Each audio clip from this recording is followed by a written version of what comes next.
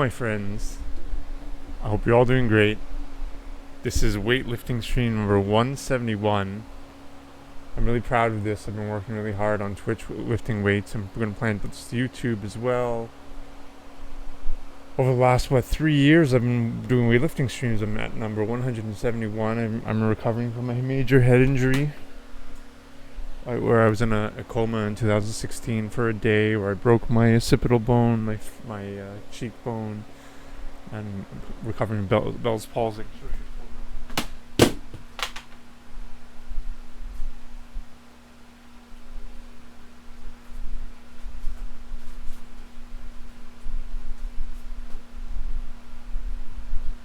So it was me in 2016 in the ICU. So I'm a big supporter of people with head injuries getting back into health and shape, and it was a long journey. I started with 85 pounds on the bar. Now I'm at I went up to 205, 210, but now I'm down to 165 because I want to do more reps. But you know what I mean? You can push through if you have a head injury. And I'm gonna just do the pre-workout flex, and then we'll do the post. It's me for a few hours.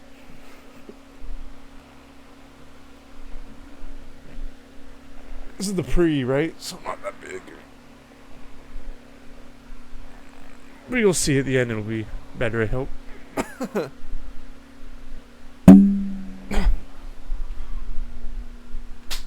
let's do it. I got my regimen. This is the last workout I did. Yo, what up, Ross? How are you, bro? I'm gonna start putting my streams on YouTube, man. My weightlifting streams and shit. I wanted to retroactively put them all on, but it's not really working. There's hundreds and hundreds.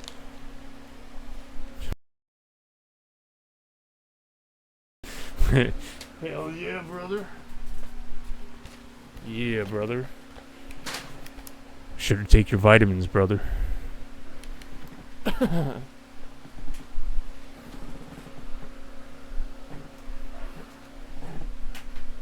Oh yeah.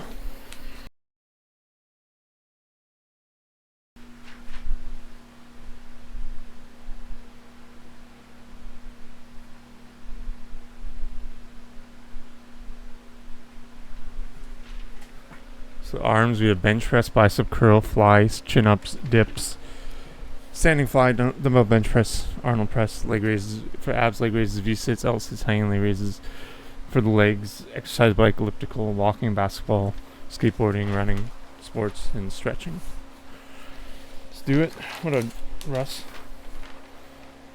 Thanks for being here, man.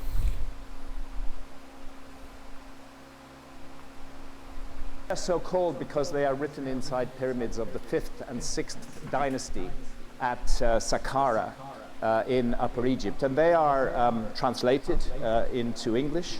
Faulkner's edition of the ancient Egyptian I don't think this will go on YouTube because of what we're going to watch. They're the earliest of a body of literature of which the most familiar to us is the ancient Egyptian Book of the Dead. This entire body of ancient scriptures is all interconnected. They're conveying the same essential ideas, and those ideas concern the afterlife destiny of the soul. Oh yeah, brother. Ancient Egyptians believed that there was it's almost like a parallel dimension, another realm into which our consciousness enters after death as we leave our physical bodies behind. And they called that realm the Duat. We might translate that as the netherworld or the other world. And the god Osiris, my wife Santa took this photograph in the temple of Dendera in Upper Egypt. The god Osiris was seen as the lord of the afterlife kingdom, the lord of the Duat. And when the ancient Egyptians looked up at the sky at night and saw the constellation of Orion was for them the celestial image of the god Osiris.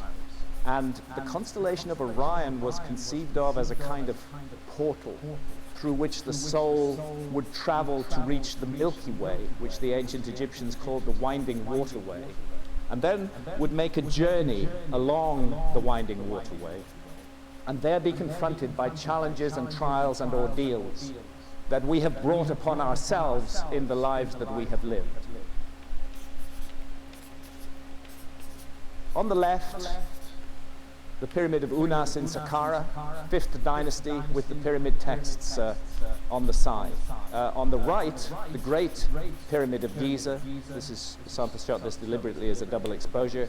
The great pyramid of Giza, which is completely uninscribed. There are no religious writings inside it at all. But what's intriguing about the entire Giza complex, including the River Nile, is the way that it mirrors a particular region of the sky. And that region of the sky is exactly the region of the sky that the ancient Egyptians believed our souls travel through after death. This was the Duat, the constellation of Orion, the Milky Way, and the constellation of Leo, rising in alignment with the gaze of the Sphinx. Now, I'm not saying whoever made this majestic site actually put the Nile River there, but I am suggesting that the site was chosen for that reason. This sky-ground mirroring, as above, so below. And a final point on this, because of the wobble on the Earth's axis, the positions of the stars in the sky changed down the ages. And what we're looking at is not the sky above Egypt in 2500 BC, when the pyramids are supposed to have been built, but the sky above Egypt roughly between 12,800 and 11,600 years ago, between 10,800 BC and other than your Stanley Cup mug. Oh, you actually have a photo. Builds on the Orion correlation of my great friend and colleague, an absolute genius, Robert Bauval, the author of the Orion Mystery. So what we have at Giza, although there are no texts, what we have is an experiential three-dimensional model of the Duat, of the afterlife realm. That looks so good, man. How does the soul of the earth Look how nice that looks. Holy crap, to the man. Duat? Well, it's through that portal in Orion. And this is made very clear because look there brand is a new. narrow shaft cut through the body of the Great Pyramid, and it targets exactly the lowest of the three stars of Orion's belt. And it's accepted by Egyptologists that this star shaft or soul shaft was the means of ascent, a symbolic means of ascent for the soul to leap up to the portal of the constellation of Orion and then to transit I've never seen that Milky Way colorway before. The yellow, is that Japanese or something? Afterlife I've never seen that colorway. I've seen the orange before, but not the yellow. When Santa and I came to or lime green, rather. Alabama, in the Mississippi Valley. Fukushima green. That I would encounter an almost identical religious system. Very little is left of the ancient North American monuments.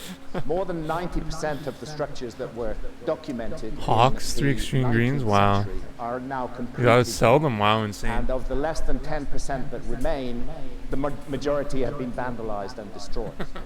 We are, however, looking at a bit of what's left of Moundville, and I was astonished to discover, as I went around the museum here and started talking to the experts, that that's really insane. Here's a symbol. It shows a hand with an eye in it, except that's not an eye.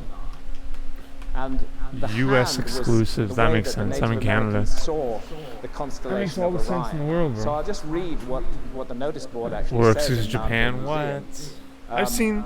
I've seen the orange before. Maybe it's As a like group, the online. knotted serpents and the hand and eye are believed to be a representation of the night sky. The serpents are the ropes that join the earth and sky. In the palm of the hand is the portal or doorway Heck yeah, man. through which Sounds the like spirits someone of the dead bought it sent for you, really the cares path about of you, or you must have souls asked for it, Milky or you Way must have purchased it with your in own their money. extended journey to the realm of the dead. The gateway or portal between Because the who would know to celestial send you realms that? and the Earth disk was symbolized and Dark translucent artistically black rendered as an undershell? open hand Oh, with an eye in its palm. I We know this understand. hand is I know part of I've the seen, constellation of I've seen Orion. other ones with Once the portal dark was underneath. crossed, the souls I of think the I've dead seen- began their journey by walking I've seen a along green road with the or ribbon dark of light, underneath. the Milky Way. And I indeed think I've seen the it's called Fukushima green with path of the souls, in Native with American the dark tradition. under. And thus over time Moundville became, in the minds of the people, not only the symbolic gateway to the realm of the dead, but also its the materialized image of that sacred domain. And that, we argue, is exactly what the Giza monuments are as well. They're a materialized image of the sacred domain through which the soul travels after death. Diagrammatically, the ancient Native Americans saw Orion's belt as the wrist of that hand, and other stars formed the fingers and thumbs, and the portal is actually the Orion Nebula, which lies directly beneath the belt stars. And a number of really excellent scholars have worked together to crack the code of the Mississippian ideas. They did not have a written language. They expressed everything in symbolism. But fortunately, there are a number of Native American tribes who have carried the ideas of Moundville down, and working with them and with the symbolism, the code has been cracked. And it is understood that the portal in the hand must be entered by a leap, that the soul of the deceased must leap up to that portal in the constellation of Orion, and thence begin its journey along the Milky Way. George Langford, one of the leading scholars in the group who've been working on the Mississippian symbolic code, draws our attention to the fearsome image of a brain smasher, usually a woman, whose task is to destroy memory and humanity by removing or smashing the brain. There are, in fact, repeated references to the brain smasher in Native American tradition. A menacing female figure, usually called the brain smasher or the brain taker. And her role is the annihilation and permanent destruction of unworthy souls, of the damned, on the afterlife journey. So I was very intrigued by this scene in the ancient Egyptian book of what is in the Duat, one of those texts that I showed you, where we see, and I've expanded the key part of it here, we see a goddess standing with her hands stretched out towards a man who's kneeling before her. And what that man is doing, in fact, is he's smashing out his own brains with a hatchet. At least it looked like that to me. And looking at the scene, I didn't feel that the goddess was trying to stop him doing that. It felt more like she was exerting will or force to make him do that. But I needed to be sure. I needed to know if that was what it was all about at all. And since I don't read ancient Egyptian hieroglyphs, I went to the British Museum, and I got an expert at the British Museum to translate these hieroglyphs for me. I did not explain to her why I wanted them translated. I simply said I want a direct translation of those hieroglyphs. And in due course, she came back to me, Louise Ellis Barrett, and this is the translation she gives. She lives, referring to that goddess, she lives from the blood of the damned and from what these gods provide her, the bar soul who belongs to the damned, the demolishing one who cuts the damned to pieces. So it appears that in ancient Native America and in ancient Egypt, we have a female figure who is literally a brain smasher or a brain taker. There is a star in the constellation of Cygnus called Deneb, which stands at a fork in the Milky Way. And in the ancient Native American tradition, this star was seen as a figure of a bird, often manifested as some kind of raptor. And this bird had the power to stop the further progress of the soul on the journey along the Milky Way. And the soul would have to entreat with that bird and request it to open the way. Oddly enough, in ancient Egypt, exactly the same role is played by a different kind of bird. These traditions adapt to local circumstances, and the bird in ancient Egypt is an ostrich, not a raptor, but the soul declares, "Hail to you, ostrich, which is on the bank of the winding waterway. Open my way that I may pass." There are monstrous winged serpents in the ancient Egyptian netherworld. And there are monstrous winged serpents in the ancient American netherworld as well. And here is another challenger on the path of souls in the ancient American netherworld. He's called the underwater panther, clearly a feline figure of some sort. This is just a little clay figure of the underwater panther that has survived. I'm struck by its resemblance to the Great Sphinx of Egypt. I and my colleagues have always maintained that the Great Sphinx is more than 12,000 years old, and that originally the Great Sphinx had the head of a lion, that it was a fully leonine monument. but that the head was recarved during the period of dynastic Egypt into this human form, probably because the head was very damaged at that time. So I note the position of the forepaws on the underwater panther and on the great sphinx, and I note the way that the tail curls around the back. And I can't help feeling either this is some extraordinary coincidence or there is some deep-seated connection between these ideas. Amongst ancient Native Americans, there was a hero deity on the path of souls, and the role of that deity was to represent the triumph of life over death. And they called him the bird man, and he's depicted here carved on a whelk shell, and he has the head and beak of a hawk and a human body. Oddly enough, exactly the same role was played in ancient Egypt by the god Horus, and the god Horus has the head and beak of a hawk and the body of a human being. Amongst the Skidi Pawnee, who were not a Mississippi Valley people, amongst the Skidi Pawnee, there was, until their culture was almost completely destroyed by the radical progress of Anglo-Saxon so-called civilization, there was amongst the Skidi Pawnee a ritual functionary who was called the chief of the astronomers. The Skidi Pawnee were particularly interested in the stars. And the chief of the astronomers is interestingly matched by a figure given exactly the same name in ancient Egypt, the chief of the astronomers. He was the high priest of Heliopolis, which was the cult center of the Giza pyramid. And just as the Skidi Pawnee, chief of the astronomers, wears a robe embossed with stars, so also does the ancient Egyptian chief of the astronomers. And furthermore, that robe embossed with stars, you can see from the leopard head here, it was in fact a leopard skin that was covered with stars, and in some cases in mortuary rituals the priests would wear a leopard skin, and that leopard skin, the spots on it in themselves were thought to represent the stars. So it's intriguing that amongst the Skidi Pawnee, the same function was played by the skin of a wildcat. And its spots were thought to represent the stars, and a newborn child would be wrapped up in the skin of the wildcat to show that it was embraced by the stars. Again, I feel these connections become harder and harder to explain by coincidence.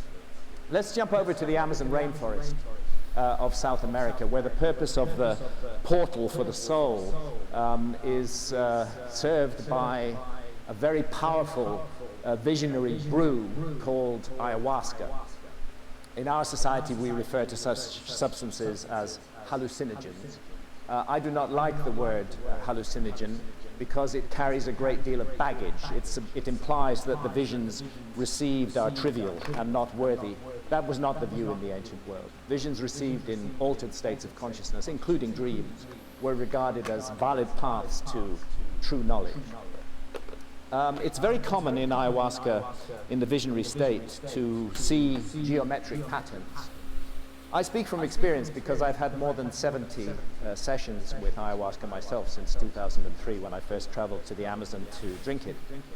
And here is the art of the Shipibo, people of the Peruvian Amazon, and you can see that this is their ayahuasca art. They depict it after coming out of the altered state of consciousness, and it shows these geometric patterns. And the Tucano of the Amazon and other Amazonian people are, their whole culture revolves around ayahuasca. They regard it as so important that actually a newborn child is given a teaspoonful of ayahuasca on birth. And the reason they do this is that they believe that we are surrounded by an invisible realm, and that whether we like it or not, that invisible realm is dealing with us, and we need to be proactive in dealing with it. Our society, of course, denies any such possibility. Here we see a Tucano shaman, they call them the Payes, guiding his son through an ayahuasca experience, helping him navigate the infinite terrain of the other side. And after the shamans come out of the visionary state of consciousness, they will frequently depict their visions on any surface available. Here we see a shaman depicting his geometric visions on sand on the bank of the Amazon River. Everybody in the Tucano community may drink ayahuasca, but when important work is to be done, a group of shamans will gather together and they will drink enormous quantities of ayahuasca. And by the way, ayahuasca means the vine of the dead or the vine of souls. They will drink enormous quantities of ayahuasca until they feel they are ascending to the Milky Way. And that isn't easily done. It's something that has to be learned. It's a skill. The apprentice may only get a foot or two off the ground, but eventually he will be able to soar up to the heavens in a single soaring flight and reach the zenith. I'm quoting here from Gerardo Reichel Dolmatov, his book The Shaman and the Jaguar. He's one of the great anthropological experts on the cultures of the Amazon. And here's another of his book, Beyond the Milky Way. It's like an oil chemical piece of art. In it, the oil depiction of the entrance to the other chemical world as depicted in breakup Tucano makes the art ayahuasca cool. art. The origin myth of the Tucano is really rather interesting. It sounds like some kind of deliberate and purposive mission to the Amazon in which people were deliberately settled. I got that in Quebec City What the in like Tucano the say is that 90s. their ancestors were brought to the Amazon by a group of Like supernatural $15-20. and Maybe those less, maybe $10. supernatural beings included the daughter of the sun and a figure who was called the helmsman, because the helmsman steered the serpent canoe in which those first settlers were brought. And these so-called supernaturals taught the first settlers where they would find places that they could build their villages, where there would be good hunting, where they could make fields and propitious sites for housing. And then the supernaturals left and the Tucano were left to themselves in the Amazon and instructed to forever remember those so-called supernaturals and their teachings. They sound a lot more to me like people than like supernaturals. Oddly enough, the same story is told at the Temple of Horus at Edfu in Upper Egypt, but from a slightly different perspective.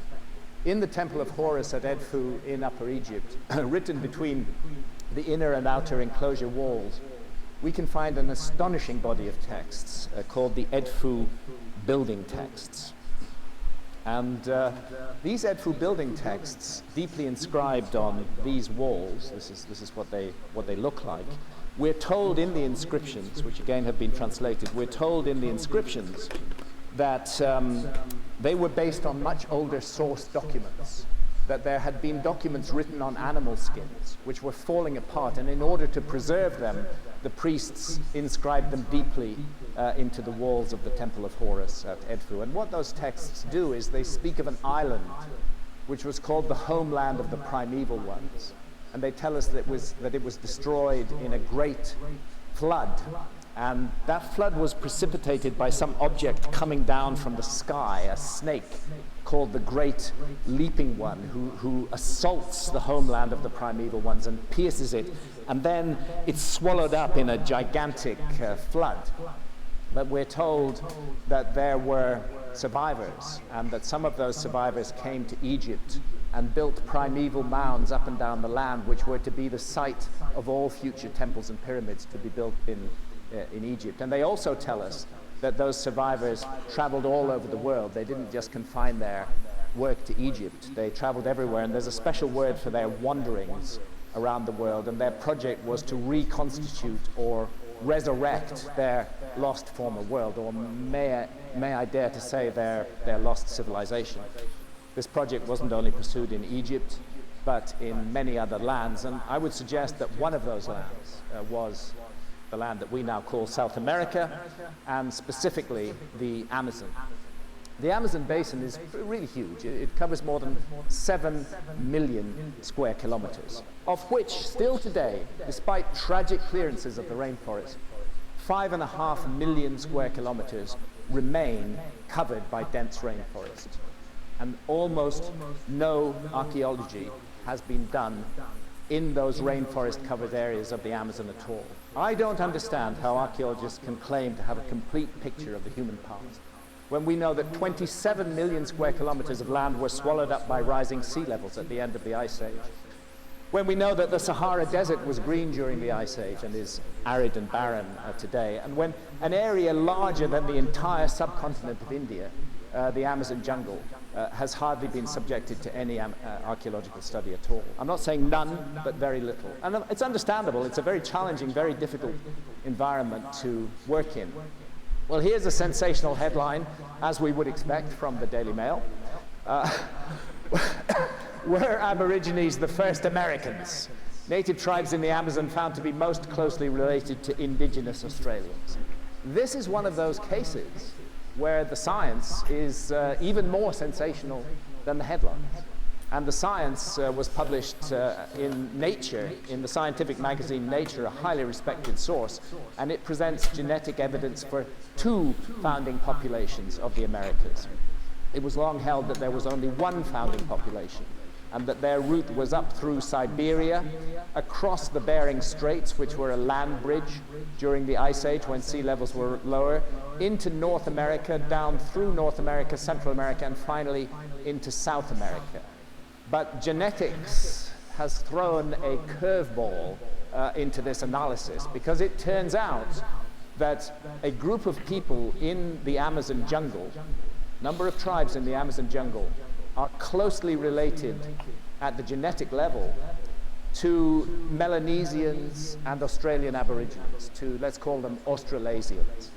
And that would be fine if we found traces of that DNA in North America and Central America, but we don't. We only find it in the Amazon jungle.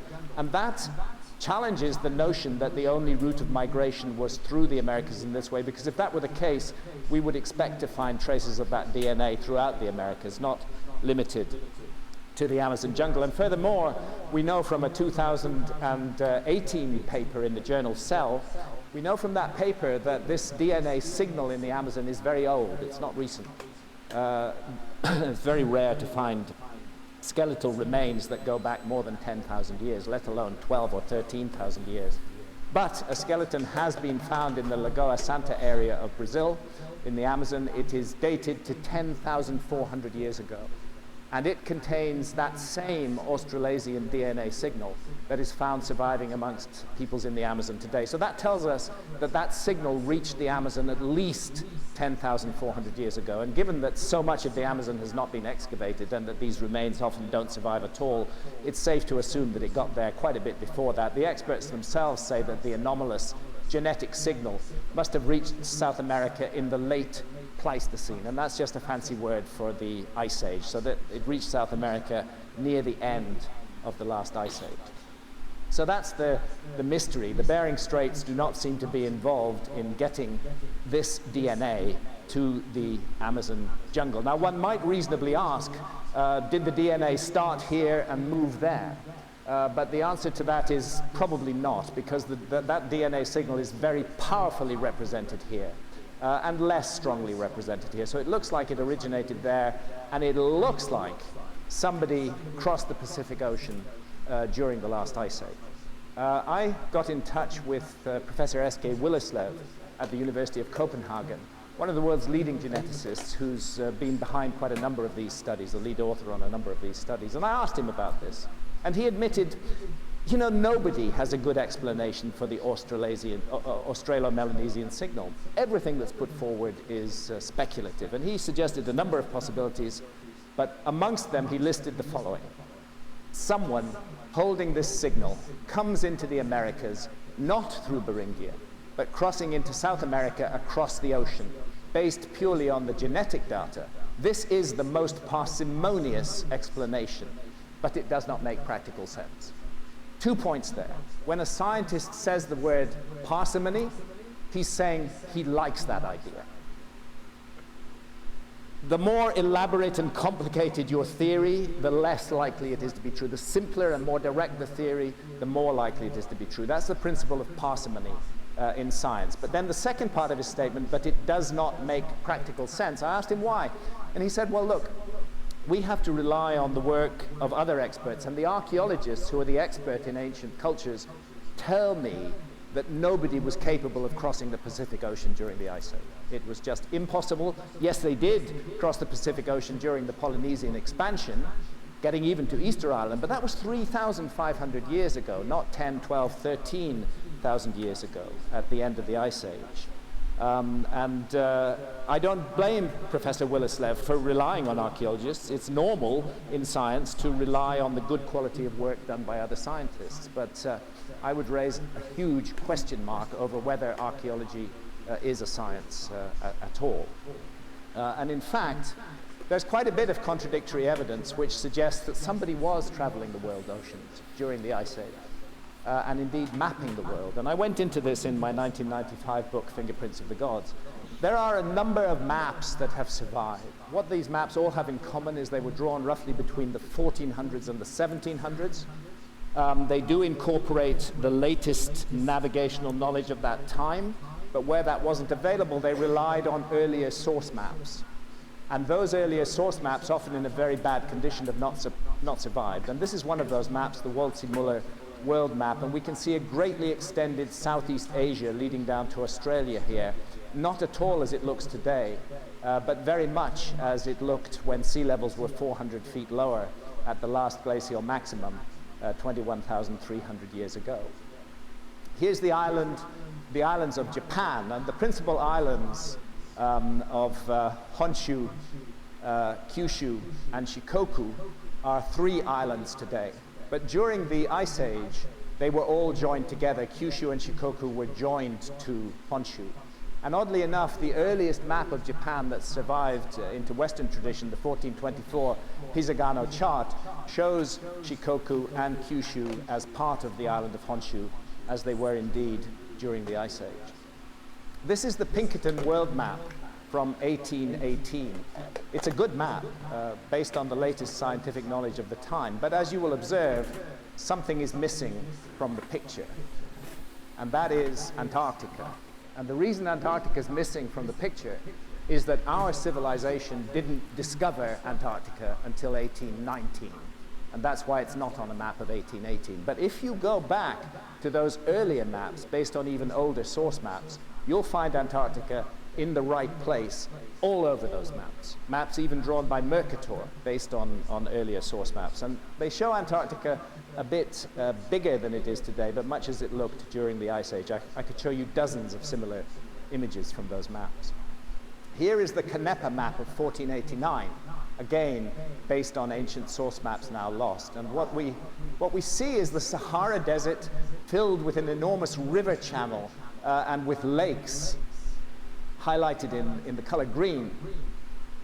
Oddly enough, a 2015 radar survey of Mauritania shows that such a river channel did once exist in the Sahara Desert, pretty much in exactly the place that is indicated on that 1489 map. It was there during the Ice Age, but it dried up subsequently, and the area, of course, is completely desert today.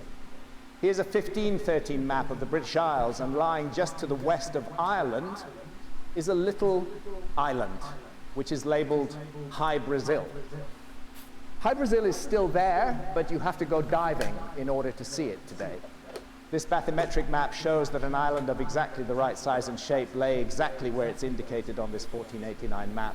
And it stayed there until roughly 13,000 years ago, when rising sea levels covered it. So it's an anomaly that it appears on this map. Either it's an extraordinary coincidence, or somebody was mapping the world during the last Ice Age. The Piri-Reis map is perhaps the most famous of these maps.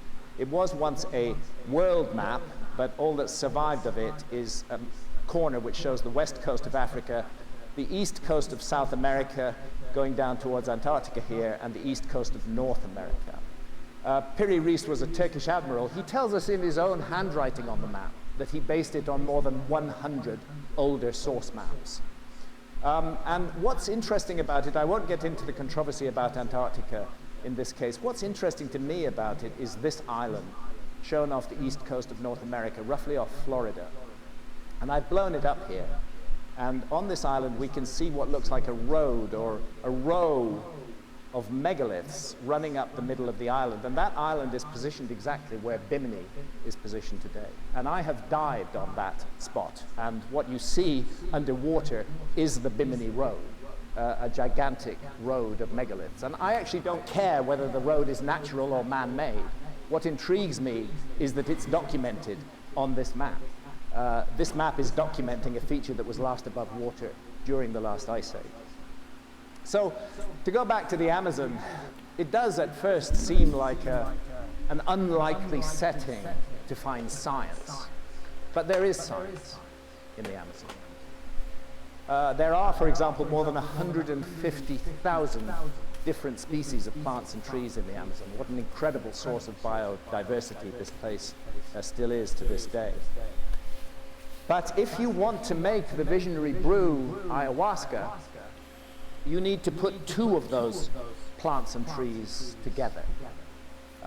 You need to take the leaves of this bush, which is called chacruna in the Amazon, and the leaves contain substantial concentrations of, I'll have to use that word, the most powerful hallucinogen known to man, and that is dimethyltryptamine, DMT for short. However, DMT is not an orally active substance. And the reason that it's not orally active is because there's an enzyme in our gut called monoamine oxidase that switches off DMT on contact. So you could drink a tea made of hundreds of these leaves and all you'd get is a bellyache. You wouldn't get a visionary experience at all. But if you cook those leaves together with the ayahuasca vine, you get a truly powerful visionary brew, which will take you on a journey that will last between 4 and 6 hours. In the West, people consume DMT largely by smoking it. It bypasses the gut and enters directly into the brain, and it produces, it's like a rocket ship to the other side of reality. The journey lasts about 10 minutes, and you really don't know what's happened to you when you come back. It's very difficult to integrate the experience. But with ayahuasca, you have an experience that lasts from 4 to 6 hours and allows you to process the visions. So the mystery is that this vine contains a monoamine oxidase inhibitor. It switches off that enzyme in the gut. And I would say we're looking at science there. Trial and error just doesn't do it. You can't go through 150,000 different species of plants and trees to find these two, which are useless on their own, but put together produce profound visionary experiences. And the same is also true of the neuromuscular poison curare, which actually is the basis of modern Western anesthesiology. These days we use a synthetic form, but it was the real breakthrough in anesthesiology came from curare, and we learned that from the Amazonian peoples. Curare contains 11 different substances, none of which are active on their own. They all have to be brought together, and in the cooking of them, the fumes can be lethal. So it's a very complicated process, and one wonders how and why it was done. Well, I'm showing these Nazca line pictures here. You can see the Nazca spider, and it's identified as a species of Amazonian spider called Mimicium, an ant spider. And down here, probably not so clear in this light, is the monkey of Nazca with its prehensile tail. It's a characteristic of New World monkeys. Old World monkeys don't share it. New World monkeys have prehensile tails. And it's just a fact that in the Amazon, monkeys are an important source of protein in the diet of Amazonian peoples. And they hunt monkeys by shooting them with bows and arrows. Here's the problem. Your monkey is 200 feet up a tree. If you shoot it with an arrow that is not tipped with curare, you may kill it, but what it's going to do as it falls is it's going to wrap that prehensile tail around a tree branch and lock onto it tight. And suddenly, dinner is 200 feet above you, hanging from the top of a tree. You want dinner on the ground. That's why they created curare, because curare paralyzes the muscles, and the monkey cannot wrap its tail around the trees, and it drops straight to the ground, and dinner is served. As well as these Amazonian creatures on the Nazca Plateau, there's also a great deal of geometry, and we will come back to that. Yo, Francisco de Orellana legend, the jacked golden eye. What's up, man? How you doing, dude? Length of the Amazon jungle, and he did so between Did you see the link? 1541 and 1542. It was not his intention. Good luck. Yeah, good luck. Thanks, man. 20 or 30 men Yeah. in a Good luck. boat. They had established a base camp. They were looking for El Dorado. Did you see the link? I'll repaste They it. left most of the expedition in the base camp, and they set off to hunt and to bring back food to the expedition, but the Amazon disagreed. And it carried that boat more than That neon 4,000 green. kilometers all the way I called it the through Fukushima the Amazon green. and all the way until they finally ended up in the Atlantic Ocean and thence made their way back through Mexico. On that journey, Orellana and his men reported seeing enormous cities, and they reported seeing huge populations and evidence of advanced arts and crafts. 100 years later, when other Europeans started to make their way into the Amazon, they couldn't find any trace of those cities. And they came to the conclusion that Orellana and his team had made the whole story up. It was a kind of fantasy. But it wasn't a fantasy. They were absolutely right. The reason those cities had gone is that the Spanish introduced smallpox into the Amazon. And that smallpox, the local people had no immunity to it. There was a massive die-off of the populations. The cities were deserted. They were overgrown by the jungle, and 100 years later, nobody could see them anymore. We can see them today because of the tragic clearances of the Amazon. These lost garden cities are beginning to emerge from the Amazon, and the evidence now, and I go into it in detail in the book, is that these cities had populations that were substantially larger in many cases than the greatest cities of Europe at that time. Very big cities, an estimated total population in the Amazon of 20 million people before the Spanish conquest. How could that possibly be so? Rainforest soils are not very fertile. They are fertile on the surface, but it's all caused by the leaves falling to the ground in a kind of mulch. Under the surface, they're not fertile. The Amazonians were able to support themselves, support large populations, because they actually invented the soil. And that soil, we can trace its origins back at least to 8,000 years ago. I'm convinced it goes back much further if only more archaeology were done.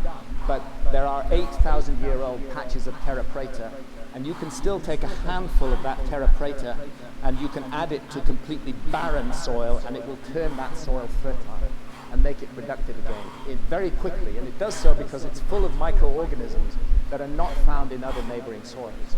And it's also based on biochar. And these sites of terra preta are still sought out by peoples in the Amazon today. It's entirely an anthropogenic man-made soil. It's not a natural soil.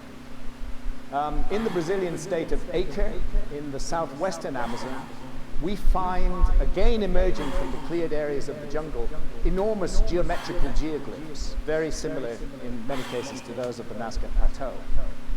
Here's an example from a place called Jacosá in the Amazon, where we see a huge square earthwork on a scale of hundreds of meters, and another square earthwork surrounding a circle. Here we see an octagon surrounding a square.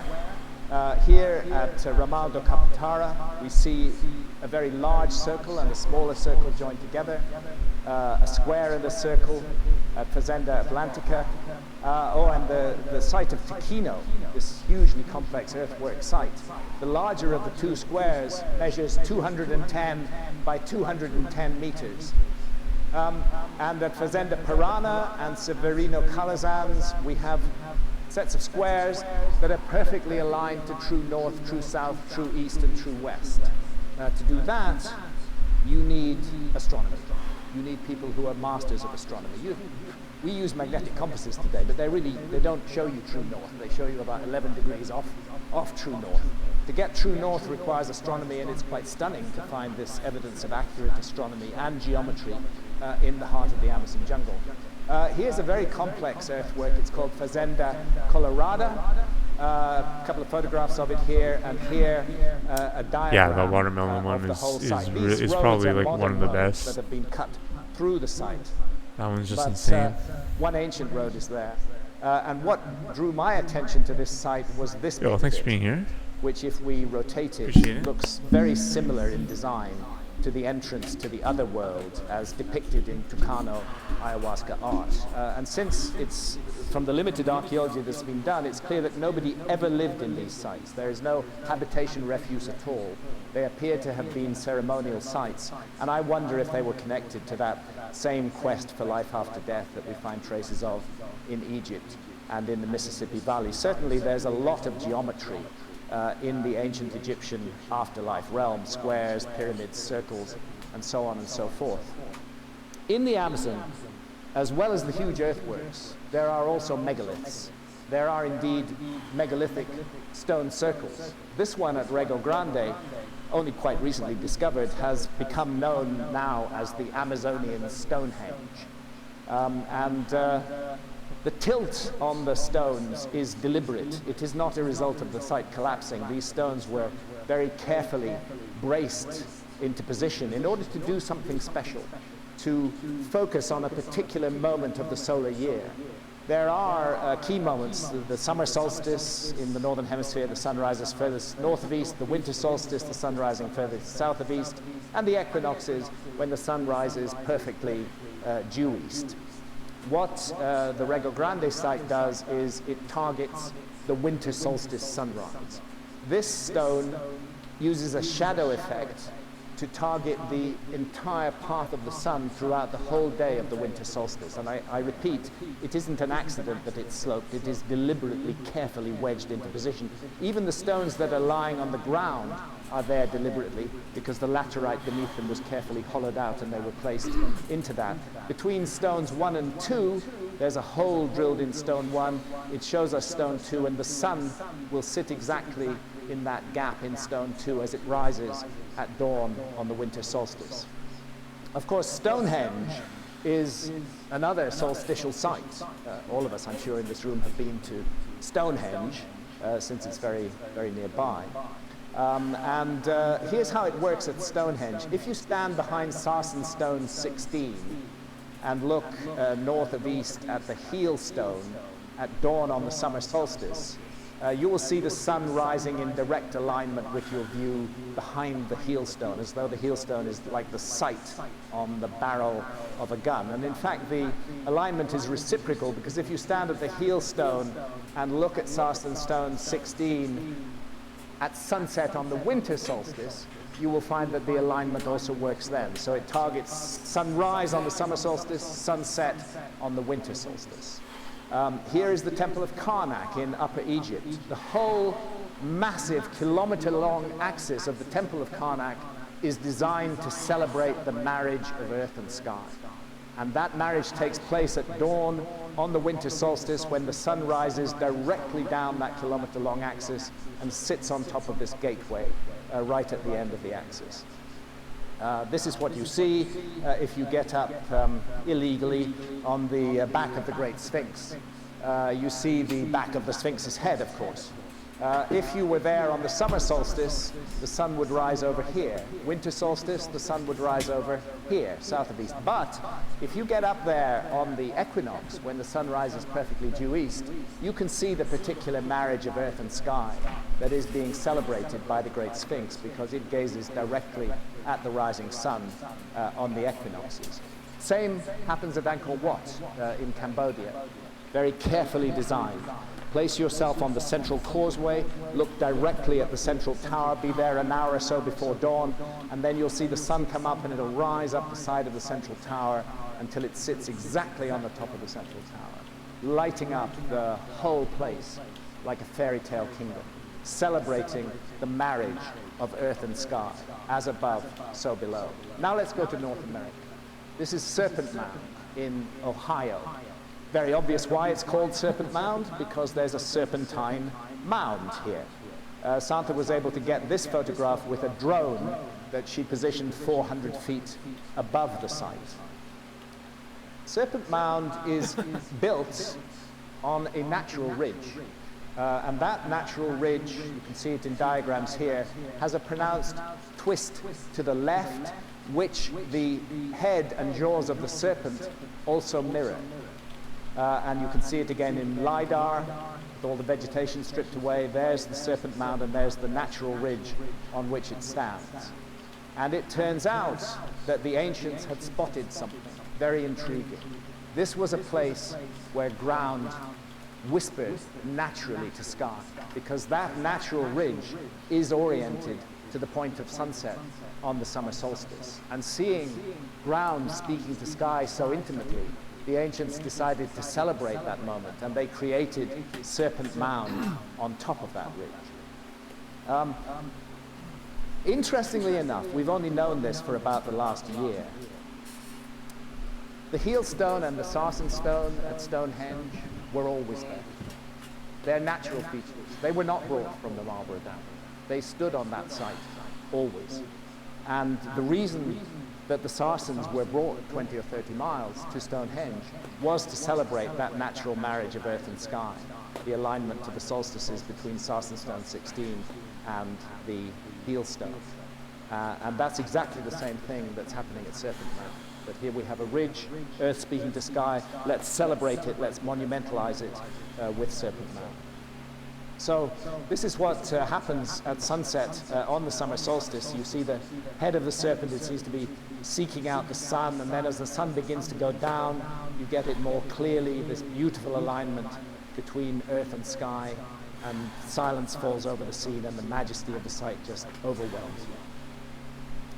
Going north from Serpent Mound, there are two interesting geometrical sites. One of them is called High Bank Works, and the other is called Newark Earthworks.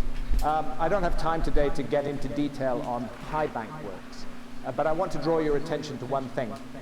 High Bank and Newark are 60 miles apart. They both contain, as well as many other features, including a great square and multiple other circles, they both contain a combination of an octagon and a circle. The octagon-circle combination at High Bank is oriented at exactly 90 degrees to the octagon-circle combination at Newark. And to do that across 60 miles is really a remarkable feat of surveying and setting out and geometry. And we can't deny it, it's a fact, it's there, this 90-degree alignment. This is what you see, this is a 1934 aerial photograph of the circle-octagon combination at Newark. And those parts that still survive are now largely contained within a private country club, including an 18-hole golf course, which promotes itself as, quote, unlike any other in the world. It is designed around famous prehistoric Native American earthworks that come into play on 11 of the holes.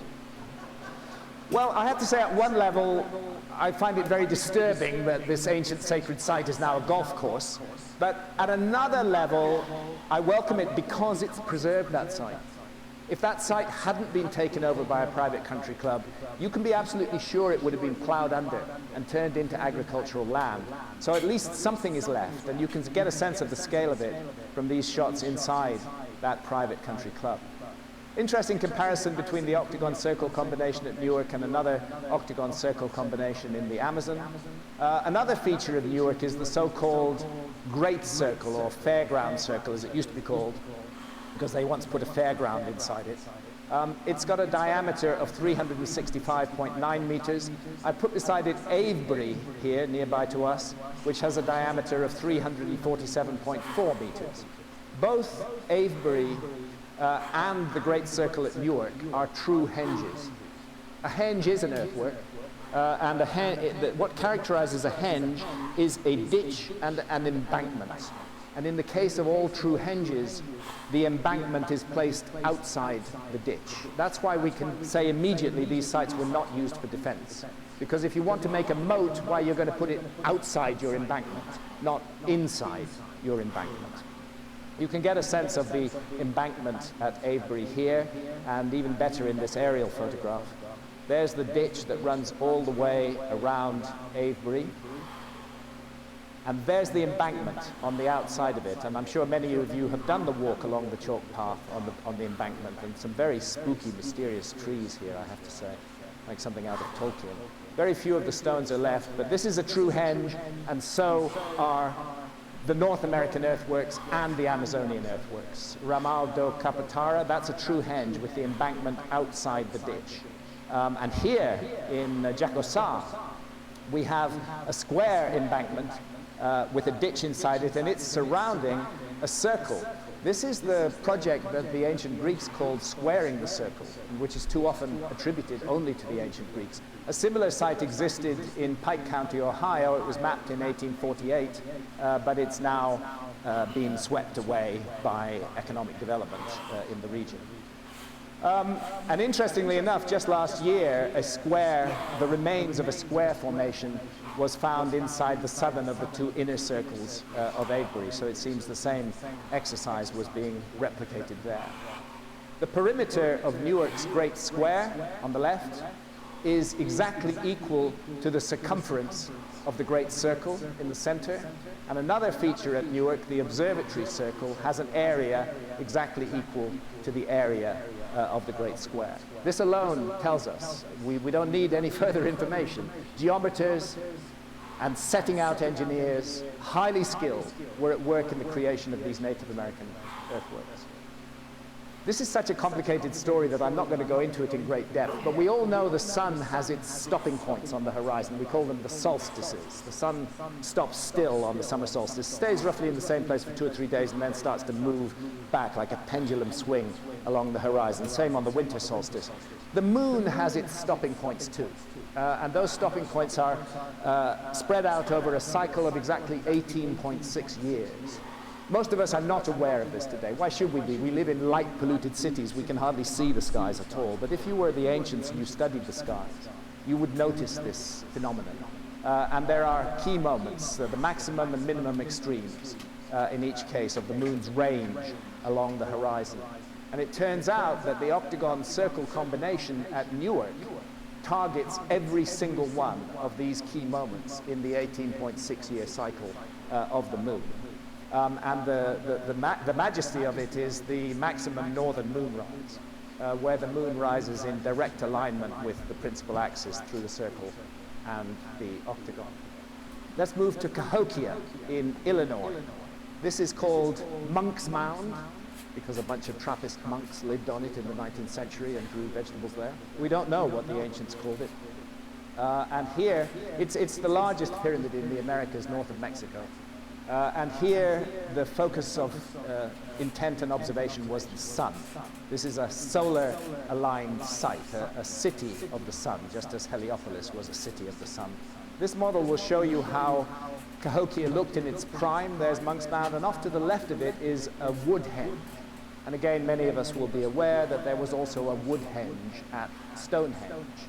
And because the post holes have been found and dated, archaeologists have been able to reconstruct the wood henge of Cahokia. And it turns out that the center post through an equinox marker post targets the rising sun on the equinox, and also the summer solstice and the winter solstice are targeted. And this is the effect you get on the day of the equinox with the rising sun targeted through wood henge. So I think it's fair to say that there were people in ancient Native America with advanced surveying, geometrical, and astronomical skills. And they put those skills to work in the creation of enormous monuments, most of which have tragically been swept away. How far back can this system be traced? How much is left that allows us to begin to guess how old it might be? Well, we can go back to 1430 BC, which is about 100 years before the pharaoh Tutankhamun took the throne in Egypt, when this mound at Poverty Point in Louisiana was created. It's poetically known as Mound A, and it's the second largest earthwork in North America after Monk's Mound. It's 2,500 years old approximately. But the key feature of the site are these geometric ridges. And a thorough archaeo-astronomical study has been done by one of the great scholars in this field, William Romaine. And what he demonstrates is that these ridges align to key moments in the year: the summer solstice sunset, the equinox sunset, the winter solstice sunset, the summer solstice sunrise, the equinox sunrise, and the winter solstice sunrise. And not only that, as we go south from Poverty Point, we come to a place called Lower Jackson Mound, a few miles to the south. And Lower Jackson Mound is much older than Poverty Point. It dates to 3,500 BC, 5,500 years old. And yet, the makers of Poverty Point were not only aware of it, but they used it as the anchor of their whole site, because the three principal mounds of Poverty Point are lined up precisely north-south with Lower Jackson Mound. Watson Brake is again about 5,500 years old. It's an oval of mounds, and again the archaeoastronomy reveals the alignments. The summer solstice sunset, the winter solstice sunrise, and the equinoxes are all targeted by Watson Brake. That's what the whole site is about. And there's geometry in these Lower Mississippi Valley sites, 60-degree equilateral triangles are found in a great many of them. And we can trace the story back as far as Conley, which is securely dated to between 7,500 and 8,000 years ago. How much older the story goes back beyond that, we cannot responsibly say. What we can say is it's at least as old as 8,000 years, and given the massive destruction of the Native American earthworks, I would say the chances of it being vastly older than 8,000 years are very high. Certainly in the Amazon, there is a cosmically aligned site which is firmly dated to 13,000 years ago, and that's Painal do Pilau in the Amazon jungle. And I won't go into the details, it's all in the book, but it's carefully designed to target the winter solstice. And there's even a calendar inside it which marks off the 18 to 20 days before and after the solstice, and the equinoxes are also targeted at that site. So we would be wrong to conclude that these marriages of heaven and earth, this connection, Yo, what up, Baron? How you doing, this bro? idea, this meme, if you like, How are you, my man? we would be wrong to conclude that it is limited to the old world, because clearly Hope you're doing it's well, found my all dude. over, the new world as well.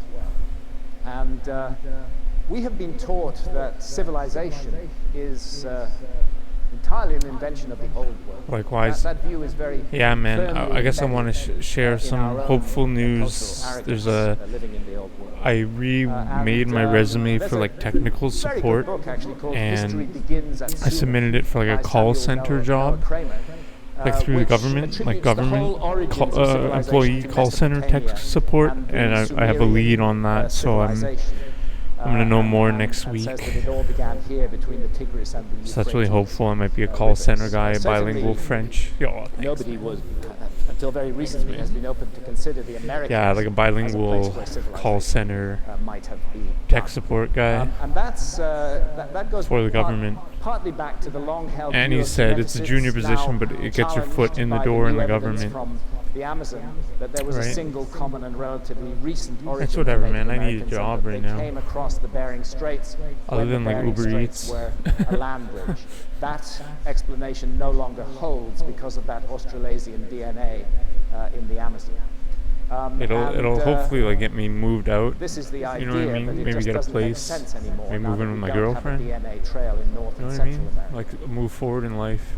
And here's something else. This is New Scientist from the 26th of March 2013. Controlled Migration opposition. Mystery. Yeah, right. Who were the first Americans? I'll just read a little bit. I'm going to tell Not them so to long delete ago, their there was a System simple 32 and file. seemingly incontrovertible answer to the question of how and when the Can first you restart settlers your made it to computer the Americas. Some 13,000 BIOS, years ago, hold a down group of people F8, from Asia walked Alt. across a land bridge that connected Siberia to Alaska and King of headed south. And those people Evil genius. have been named by archaeologists Install the this. Clovis culture. Just We do not know what they call themselves. spyware, But this is the name that ransomware, archaeology has become the given to next these people, and they made Snowden. these very Can you distinctive imagine? Become the Clovis next Edward points Snowden. with fluting in them, both arrowheads and spearheads.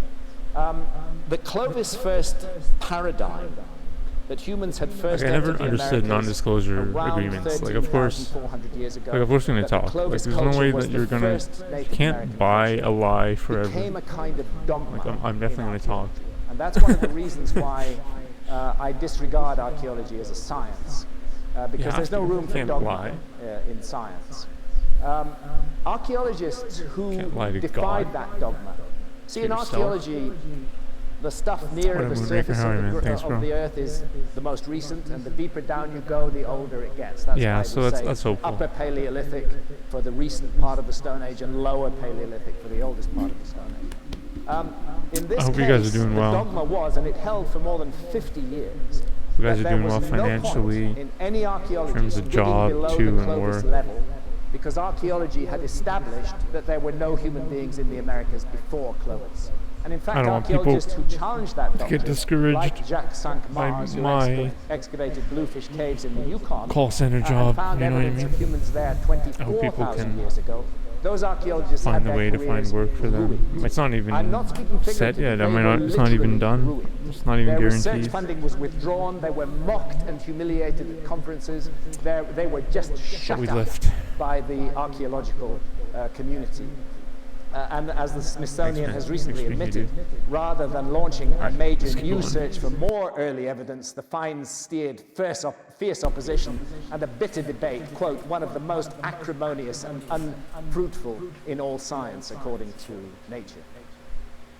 For Jacques Cinq-Mars, it was a brutal experience. It effectively ruined his career and ruined his life, but he was right.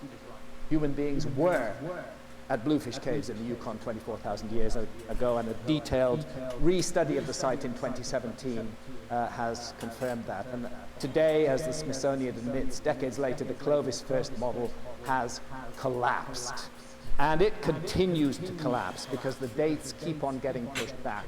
Back beyond 24,000 years ago, back in the case of Topper in South Carolina to more than 50,000 years ago.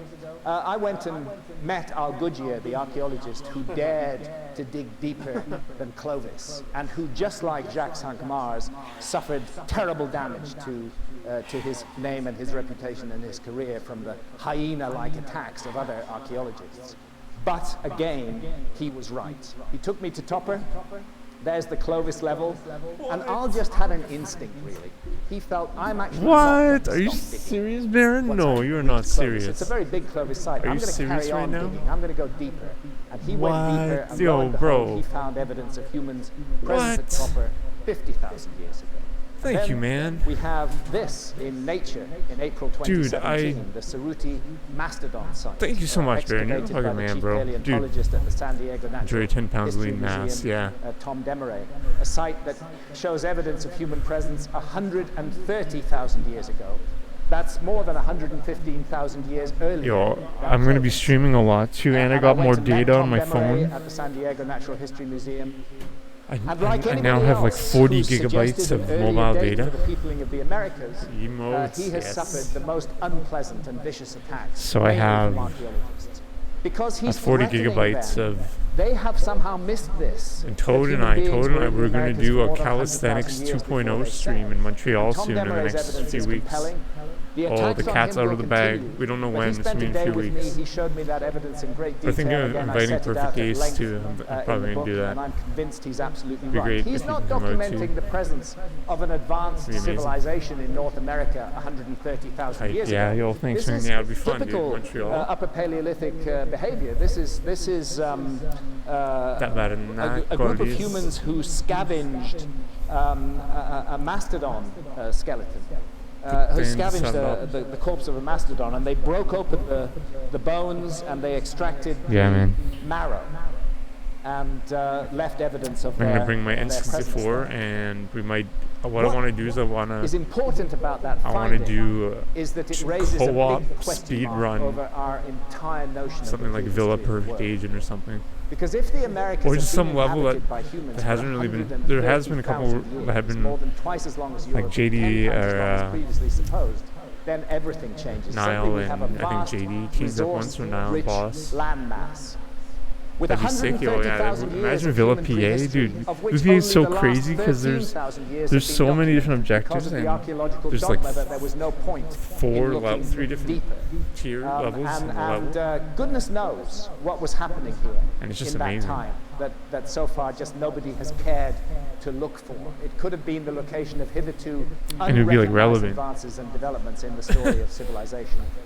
One of the reasons that archaeologists have missed it Instead of has us, to like, do dicking less around with or something, dogma you know? and more to do with a global cataclysm that occurred. Thank you for that between sub, man. 12,800 I and appreciate that a lot, man. 11,600 That really years helps ago. a lot too, dude. And that global cataclysm I was looking at is referred to in geology as the Younger Dryas. last 2 years, It's a very peculiar Twitch climate and you episode guys and my that friends have unfolded been between the 12,800 revenue and for me. 11,600 years ago. I've This site, been very getting about spring, is $15 one of a the month last to $20 a Clovis month sites, in and what we ads see here is a for mammoth streaming being excavated, and in 100 the hours. shoulder blade of that mammoth was found a Clovis But you know, it's point increasing, it's adding, dated it's to adding up. 12,800 years ago. But that was exactly the time that the Clovis culture disappeared.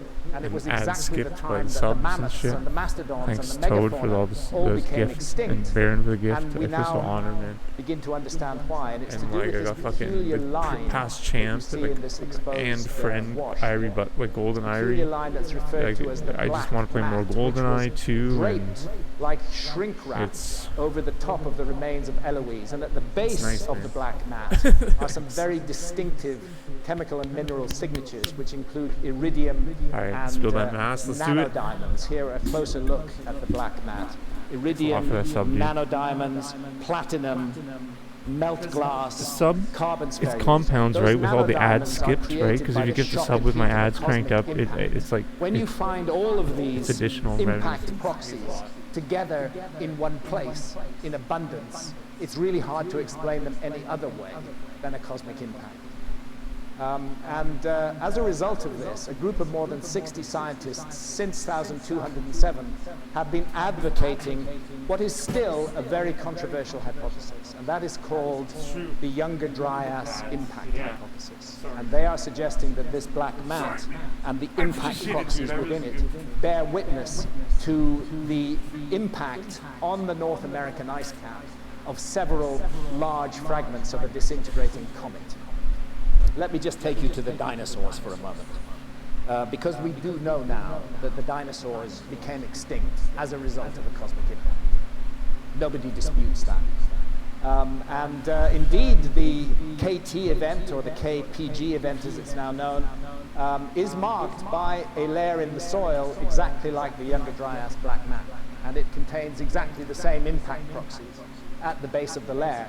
And Lewis and Walter Alvarez, the father-son team who originally made this discovery, were quite satisfied with the impact proxies, which are found all over the world. They couldn't explain them in any other way except a cosmic impact, but their colleagues didn't like it, and they were turned upon, and they suffered 10 years of bruising attacks before they found the crater deeply buried beneath the Gulf of Mexico, the Chicxulub crater. And now it's fully accepted that it was a cosmic impact that made the dinosaurs extinct. So I'm showing you a picture of dinosaurs and a chicken here. And that's because these are world-changing events. So world-changing that they almost literally turned dinosaurs into chickens. Because the birds are all that's left of the dinosauria clade. Skulking around in the primeval forests 65 or 66 million years ago was this little shrew-like creature, one of the early mammals. And the mammals were going absolutely nowhere in a world ruled by the dinosaurs. But when the cosmos swept the dinosaurs out of the way, or turned them into chickens, the mammals were able to evolve very rapidly and to occupy niches that had previously been closed off to them, which is why we can now say today, meet your 65 million year old mother. We are all the descendants of that curious shrew-like creature. Did you hear the news about this Brazilian guy that's running around in Philly or something? This Brazilian inmate escaped or something? NASA tells us that and he's running around in world-changing Philadelphia? events only occur once what every is going on 100 million years ago. in And I have to Philadelphia? It's say, terrifying, how man. nice of the universe. No fucking to be way. So Germanic in its timekeeping. Caralho, We can meu. set our clocks by it. And if Puta NASA's que right in this pariu. anodyne explanation, then we today Puta have que nothing pariu to means worry. whore that Because gave the last birth. impact was 65 All the million years parks are ago, closed. and we can't expect another One one dude. for 35 million years. Why should we care? But a number of Sorry, scientists, the late Sir Fred It's- Hoyle, it's Chandler retarded, Wilkinson, yeah. Victor Klug, Yeah, Bill well said. Napier, astronomers, feel Dude, very speaking of which, I don't want to change the I'll come on to subject, their but work in a moment. This I'll is a speak. NASA I'll talk about it fact after. sheet, But and it's explaining what checkpoints and shit meteor too. One showers fun are. We've fucking all seen Brazilian. meteors. I'm sure everybody's heard of the What the Perseids, fuck? the Orionids. How did he the get out? Leonids, Did he, the did he Taurids. friggin' monkey? Every meteor I'm not gonna say stream it. is in fact the remnant of a disintegrated comet. Every single one of them. When we see those meteors, we're seeing bits of what was formerly a large comet He did it. broken up into He went there, he fragments, did it. often dust size, which come Did it through into before our him? atmosphere Dude, and burn up. dude. And NASA says, look, don't When I worry. was living in Porto because Alegre, they're usually man, very small, from dust dude, they particles would like to every bone house. size. was And, either barbed wire or curious most of it was razor that there wire, isn't a which means it was single wire ancient with like culture in the world razor blades on in both which the ends, right? appearance of a comet in the sky And these was fucking regarded guys as good news. at the footage, let's do It it. was always These regarded guys would as climb, bad like they would news. get over the razor What would wire, that be? over the electric Well, fence, Comet Shoemaker-Levy 9, which hit Jupiter in 1994, was certainly bad news for Jupiter. and Comet Shoemaker-Levy 9 climb like 2 or broke 3 up into stories 21 into fragments. people's Comets apartments do and this steal because they are laptops lumps through of the window rocky and sometimes and leave through the iron window on the 3rd material floor. bound together with ice. It's insane. And Like, when I they don't even- enter the inner solar Alright, look system, at the that ice footage. begins to melt and they break up into multiple fragments. That's what happened to Comet Shoemaker-Levy 9. What the fuck do I search? Brazilian guy escapes.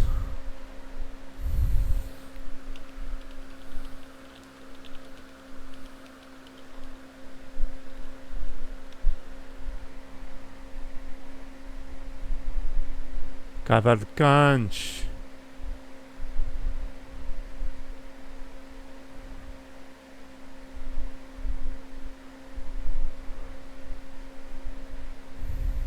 Over razor wire, yeah. This is how he did it?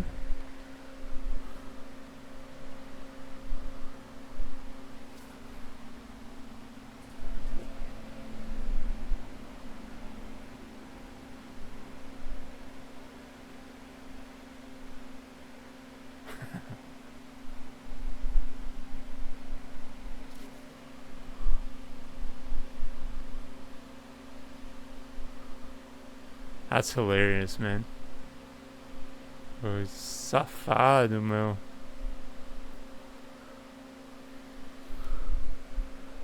That's fucking hilarious.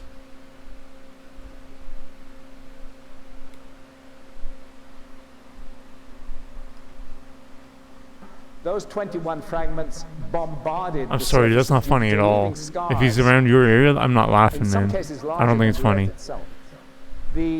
The total explosive power is estimated at 300 Like that, he's out. gigatons. If Moonwalk, you were yeah. to take the entire nuclear backyards, arsenal of the world they're not a- today and blow it What- all what up did he at do? What once, was the it would crime? yield 6.4 gigatons. What was the crime? These are Because he truly just looks like a. massive Unless he did a events, and violent this is the crime, he looks moment like where a I always Brazilian like to bro say, thank you, Jupiter, having some like for weed on taking him or one for the something. team.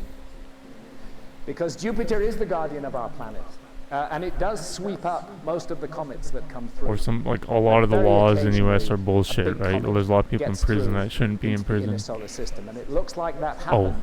Which is the shit. basis of the Younger Dryas impact Holy hypothesis. fucking it shit. looked like that happened with the extinction of the megafauna between Never mind then. 12,800 and 11,600 years ago. An extinction that was global, but that was very heavily focused, centered upon the Americas. Here is Bill Napier. He's the professor of astrobiology at Cardiff University. That's This is a terrible. paper he I'm not published in the laughing. monthly notices of the Royal Astronomical Jesus Society in July 2010. And it's called Paleolithic Extinctions and the Torrid Complex. His Oh argument, yeah, he definitely has a gun. massively reinforced 100%. since then, is that the Torrid meteor 100%. stream, through which He's the Earth somehow still passes twice a year, managed to buy a gun is from the a shop remnant or of a somewhere. former giant comet that entered the inner solar system from the Oort cloud or the Kuiper belt deep space about 20,000 years ago. A comet that may have been as much as 100 think so. miles in diameter. Why And as not? it He entered has the no inner money. solar system on an Earth-crossing orbit, it began to break up, as comets do, and its debris stream began to widen and extend all the way along its orbit. And then 12,800 years ago, some of the big fragments in the Torrid meteor stream hit the Earth and caused the Younger Dryas cataclysm and the extinction. Yeah, no, I was thinking you just go to like a shop and This buy is what one the or Torrid something. meteor stream looks like diagrammatically. I don't know It's how this difficult huge tube of debris. it would be We in know that there are Pennsylvania still or large objects in it. The most famous of them is called Comet New Encke. Jersey to buy a gun, And but Comet Encke is about 5 kilometers in diameter, and Comet Encke is a fragment of that original giant comet. Likewise, Comet Oggiato, Comet Rudnicki, and 19 of the brightest near-Earth objects are in the Torrid meteor stream, and the Earth's orbit crazy. passes through the orbit of the Torrid Yeah, exactly, meteor I stream agree. twice a I year, agree. in June and in November. And I liken it rather to strapping on a blindfold and crossing an 8-lane motorway and just hoping that we don't meet any traffic. or if we Did do, you that it see- would be a motorcycle Guys, did you rather see- than a truck. Okay, I don't know if we have more to talk about that subject, but I want to talk about this before we forget. Like, Spain, like, I'm not, guys, like, Spain has now voted in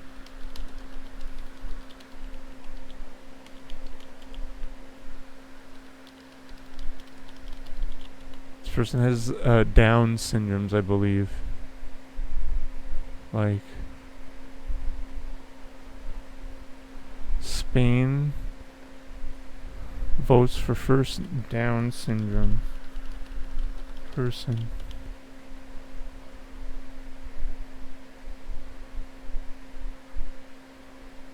I'm not making fun. I just think it's incredible. I can't find it. It's not here. I can't find it anyways. That happened. Occupied by the constellation of Taurus. Of course, it's not coming from Taurus. It's within our solar system, but that's the radiant of the Taurid meteor stream. We passed through it in June. That's wild. Yeah, I we have passed through it I in have the November. article, The last man. object, many astronomers are agreed on this, that fell out of the Taurid meteor stream caused an event known as the Tunguska event. And that happened in June 1908. And it wasn't even a really big bit of the Taurid meteor stream. It's calculated to have measured between 60 and 190 meters in diameter. I and didn't it didn't bookmark it. even hit the Earth on the 30th of June 1908. What it did was it blew up in the sky. It was an airburst. Fortunately happened over an uninhabited area of Siberia. It killed nobody, but it flattened 80 million trees across an area of more than 2,000 square kilometers. That is an area larger than London. Had that happened over London, the whole of London, as far as the M25, would have been utterly thanks for that gift sub, man. devastated, and we might be paying more attention to the Taurid meteor stream than we presently are. So the astronomers have been looking at the sky, and meanwhile the geologists behind the Younger Dryas impact hypothesis have been looking at the ground. And here are some of the 60 scientists in what they now call themselves the Comet Research Group. James Kennett, he's a marine geologist, professor at the University of Something else I California, wanted to talk Santa about, but I Barbara. forgot. Alan West is a geophysicist, Richard Firestone, staff scientist, Nuclear Science Division, Lawrence Berkeley Laboratory. James Whitker is a geologist. Albert Goodyear is, indeed, we met him at Topper, is a professor at the South Carolina Institute of Archaeology. Altogether, there's more than 60 of them.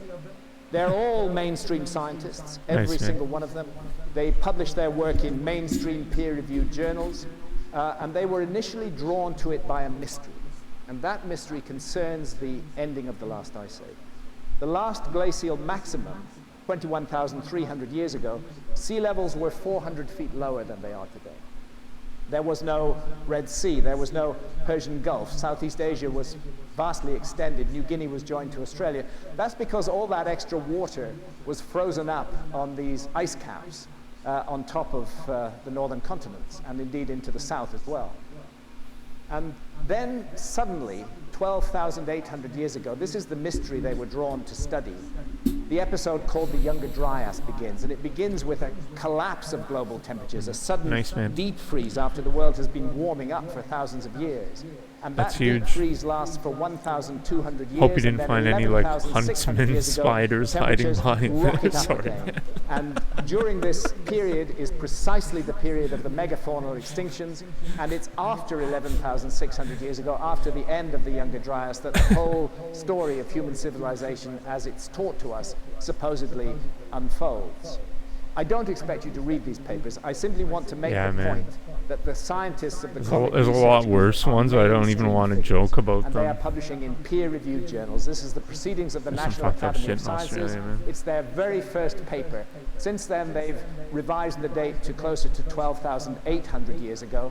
But the title speaks for itself: Evidence for an Extraterrestrial Impact 12,900 years ago that contributed to the megafaunal extinctions and the Younger Dryas cooling. Paper from 2009, shock synthesized hexagonal diamonds in Younger Dryas boundary settlements. Lonsdaleite is known on Earth only in meteorites and for sure, impact papers, 100%. and its presence strongly supports a cosmic impact event. Here's Right. evidence of high temperature impacts and melt products. Here's evidence from Mexico, evidence from the Greenland ice cores, which are an incredible resource for studying ancient climate, because ice has remained on Greenland where it didn't remain on Northern Europe and North America. Evidence for the deposition of 10 million tons of impact spherules across 4 continents, 12,800 years ago. Journal of Geology, 2014, nanodiamond-rich layer across 3 continents, consistent with major cosmic impact at 12,800 calendar years before the present. This is the Younger Dryas boundary field as it was understood in July 2015. The epicenter is clearly North America, but it extends into Greenland and it extends across into Europe. Evidence of those impacts in Europe, and the furthest east at that time was Syria. But the research continues. I mentioned the large platinum anomaly in the Greenland ice cores. Chris Moore of the University of South Carolina did a detailed study of sites across North America, and he found that same platinum anomaly documented at the Younger Dryas onset in North American sedimentary sequences, and this is a paper published in Nature Scientific Reports in March 2017. 2018, Journal of Geology, extraordinary biomass burning episode and impact winter triggered by the Younger Dryas cosmic impact 12,800 years ago. And another paper in the Journal of Geology, also 2018, did the black mat impact airburst reach the Antarctic? Because they have found evidence of those same impact proxies as far south as the Antarctic. It looks like the Younger Dryas boundary field is going to have to be greatly extended. And the most recent paper, 13th of March 2019, again in Nature Scientific Reports, sedimentary record from Patagonia, southern Chile, reports cosmic impact triggering of biomass burning, climate change, and megafaunal extinctions 12,800 years ago. The epicenter was around here, between North America and Greenland. And there is evidence for cataclysmic flooding across North America, dated to the Younger Dryas, between 12,800 and 11,600 years ago. Here's a map that shows the extensive scarring of what are called the channeled scablands in the Pacific Northwest of North America. I just state in passing that if any civilization had happened to be based in this area before the flooding, not a bit of it would be left for us to find today, because this was truly epic scale. This is a meteorite, it's an iron meteorite, and it was found in Oregon, and it's sacred to the Native American people of Oregon. But it didn't come from Oregon. It came from 100 miles further north. It came from the Canadian ice cap, and it was carried in an iceberg on those floods from Canada into Oregon. Then the iceberg melted away, leaving this 15-ton oriented iron meteorite, and dated to exactly 12,800 years ago. Also dated to that period is this huge so-called glacial erratic, 500 feet above the valley floor at Wenatchee in the Pacific Northwest. It's a really big thing. I'm standing on top of it here for scale. It's calculated to weigh 18,000 tons. It came from Canada, like that iron meteorite. How did it get to the Pacific Northwest of the United States, a journey of more than 100 miles? It got there in an iceberg the size of an oil tanker. Ice caps enchain and snatch up huge rocks and lock them in place. And when that ice cap melts, the icebergs are released carrying these rocks. And in this case, that flood that carried that iceberg must have been at least 500 feet deep above the valley floor. It grounded on the valley side. The flood waters receded quite rapidly, and the iceberg was left in place, melted away, and revealed this huge rock enchained within it. And it's not alone. Rocks on this giant scale, carried there in enormous icebergs, are found all over the Pacific Northwest. And this area is even called Boulder Park. There's so many of them. And we must try to envisage the kind of floods that could have caused this level of damage. Floods that were jostling with enormous icebergs that had whole forests ripped up by their roots within them, that were mud and rubble in the basis of them, highly erosive features. Erosive enough to create this fossilized waterfall called dry falls in just 2 weeks. The water at the bottom of Dry Falls is just rainwater that has pooled there. But 12,800 years ago, a humongous flood poured over this and scoured out that waterfall and then stopped quite suddenly. To get a sense of the scale, if we put Niagara Falls in the picture, you can begin to realize how big Dry Falls is. Niagara Falls is still there. The river is still creating it. Dry Falls, 12,800 years ago, the work of 2 weeks of flooding. Nature is fractal. We know that what nature does on a small scale, it also does on a large scale. So go to the beach, watch the tide go out, and you will see little current ripples on the beach. And those ripples might be an inch high and a few feet long. But there are current ripples on the Camas Prairie in the Pacific Northwest that are on a completely different scale. You can get a sense of it here. We'll go closer. That's a car for scale. These current ripples are 50 feet high and 300 feet long. And they testify to the most enormous flooding that passed through and then receded in that area. And the story continues in Minnesota. It continues in the Finger Lakes of New York State. The latest science is saying these are not carved by glaciers. These are the result of flooding. There's evidence of huge impacts in the northeast of North America. The craters are beginning to emerge, again dated to 12,800 years ago, like the Corisol crater. And just recently, I'm sure many of you saw these headlines about a crater discovered in Greenland, a crater that's 19 miles wide, and that appears to be the result of a mile-wide iron meteorite just 12,000 years ago. I would be irresponsible to tell you that that crater is 12,800 years old. The science hasn't been done yet. What we know is that underneath it is massively disturbed Pleistocene ice, Ice Age ice. And what's above it is completely clean and undisturbed Holocene ice from our own period. More work needs to be done to confirm that it is a 12,800-year-old site. I think it's going to turn out to be that, but I will not claim that until the science has been done. Interestingly enough, the site of that crater in Greenland, you can see how closely connected it all is to North America, the epicenter of the global cataclysm that caused the Younger Dryas. And gradually, although they've been very controversial, although they've faced a lot of opposition, the work of the Comet Research Group and their Younger Dryas impact hypothesis are being taken up by more and more scientists. The summary is that 12,800 years ago, multiple fragments of a giant comet impact the Earth. At least 4 of them were in the range of 2 kilometers in diameter, with the impacts concentrated on the North American ice cap and the contiguous Greenland ice cap. One question is, why did the world get so cold at the beginning of the Younger Dryas? The answer is because of all that meltwater that the shock and heat of the impacts flushed off the ice cap and into the Atlantic Ocean, where it stopped the Gulf Stream dead in its tracks. And the Gulf Stream is part of the global central heating system of our planet. That whole thermohaline circulation, overturning circulation, stopped for 1,200 years, and that's why the world got so cold. The bigger mystery almost is why it got so warm 11,600 years ago. And as early as the 1980s, Sir Fred Hoyle, who was then professor of astronomy at Cambridge University, was proposing that the event of 11,600 years ago was also caused by comet impacts. And it would be fragments of the same comet that caused the disaster 12,800 years ago, and fragments of which are still in circulation in the torrid meteor stream. In that case, 11,600 years ago, the impacts were on an ocean, not on an ice cap. The effect was gigantic tidal waves, an enormous amount of water vapor thrown into the upper atmosphere, a greenhouse effect, and the sudden warming that we see 11,600 years ago.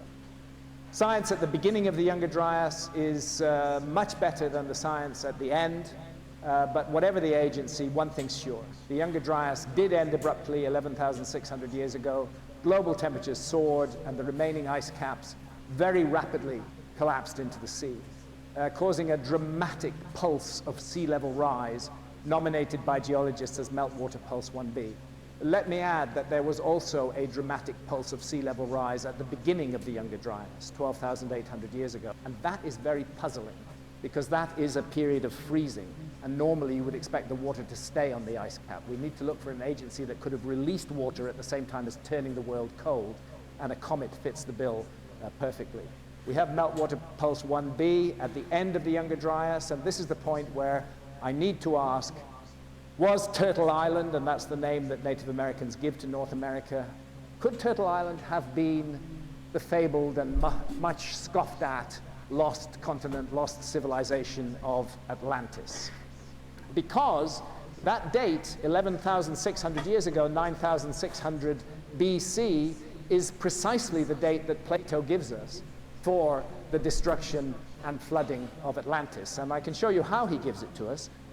Plato appears to have got the story through his ancestral line, through the Greek lawmaker Solon, who visited Egypt in 600 BC, and was there told by the priests the story of Atlantis and how it had been destroyed by flooding. And when Solon asked the priests, when did this happen? When was Atlantis swallowed up by the sea? When did it vanish? And they answered rather matter-of-factly, 9,000 years ago. That was in 600 BC. That's 9,600 BC. That's 11,600 years ago. That is meltwater pulse 1b. If Plato made the whole story up, as archaeologists claim, he was astonishingly on the money with the latest scientific evidence about the end of the last ice age. Plato tells us that Atlantis had advanced architecture, advanced agriculture, advanced navigational, shipbuilding, and seagoing skills, advanced social and political organization. We learn from him that it was formerly a beautiful, generous culture, dedicated to the nature of spirit. But he reports that Atlantis became arrogant. It became cruel and conceited. It ceased to carry its prosperity with moderation. It began to impose its will and its power on other less technically able cultures around the world. It developed a bad case of what the Greeks call hubris, and the universe punished it with nemesis. The universe slapped Atlantis down, and this happened in a single dreadful day and night. And what the Timaeus and Critias dialogues of Plato tell us is that those who survived it were the meek of the earth, the herdsmen, the shepherds, the hunter-gatherers. They were the ones who survived, not primarily the citizens of Atlantis, but the people who they had been imposing their will upon. Those people did not have letters, and thus it leaves only those of you who are destitute of letters and education. And so you have to begin all over again, like children, and know nothing of what happened in ancient times. So I think the very real possibility that's emerging from the work of the Comet Research Group, documenting a massive global cataclysm involving flooding between 12,800 and 11,600 years ago, requires us to reconsider the whole story of Atlantis, the whole worldwide tradition of a lost civilization of remote prehistory. Maybe it wasn't just Clovis and the megafauna that were swept away and destroyed in that cataclysm. Maybe we've lost a whole episode of the human story at that time, and we will not recover it. We cannot recover it if we have a dogma that tells us that there were no human beings in America before 13,400 years ago. Unfortunately, that dogma is now being overcome. Very near the end of the talk now, but I just want to say that if there's doubt about the origins of civilization, there's also doubt about its future, and that this figure of 100 million year intervals between extinction level events is complacent and irresponsible. Actually, we're surrounded by a cat's cradle of Earth-crossing objects. NASA tells us that not a single one of those that it has identified is going to hit the Earth in the next 100 years, and that's very reassuring. But the problem is the ones they haven't identified. And we keep seeing new ones that whiz by between the Earth and the Moon, that NASA didn't even know they were there until they pass us by. And their numbers are estimated to exceed 100,000 potentially hazardous asteroids still awaiting discovery. Scientists are waking up to this, and we seem to be getting wake-up calls from the universe. I won't read these headlines, but they all concern near misses from asteroids. 2013, 2014, 2015, 16, 17, 2017 again, more in 2018, right the way through to 2019. This paper was published in March the 25th, 2019. It documents an airburst over the Bering Straits that took place in December 2018, but wasn't noticed at the time because nobody was up there. It was caught on NASA cameras, and we now know that that took place on December the 18th, 2018. 2 days after the publication of this paper, we learn of a giant asteroid just skimming past the Earth on its closest ever approach. But it is the asteroids circulating within the Taurid meteor stream, the fragmented debris of that giant comet, that are regarded as the greatest collision hazard facing the Earth at the present time. The astronomers and mathematicians working on this calculate that between 1 and 200 asteroids of more than a kilometer in diameter orbit within the Taurid meteor stream. Impacts with any one of those would change the story of our civilization completely. And it doesn't have to be gloom and doom. This is not something that we just have to throw up our hands and say we can't do anything about this, because we are a highly technological civilization. And if we want to do something about this, we can. What it takes is the will. What we seem to want to do is to invest trillions of dollars and pounds in creating ever more ghastly and sophisticated ways to murder one another on a giant scale, weapons of mass destruction. No problem with budgets for that, none whatsoever.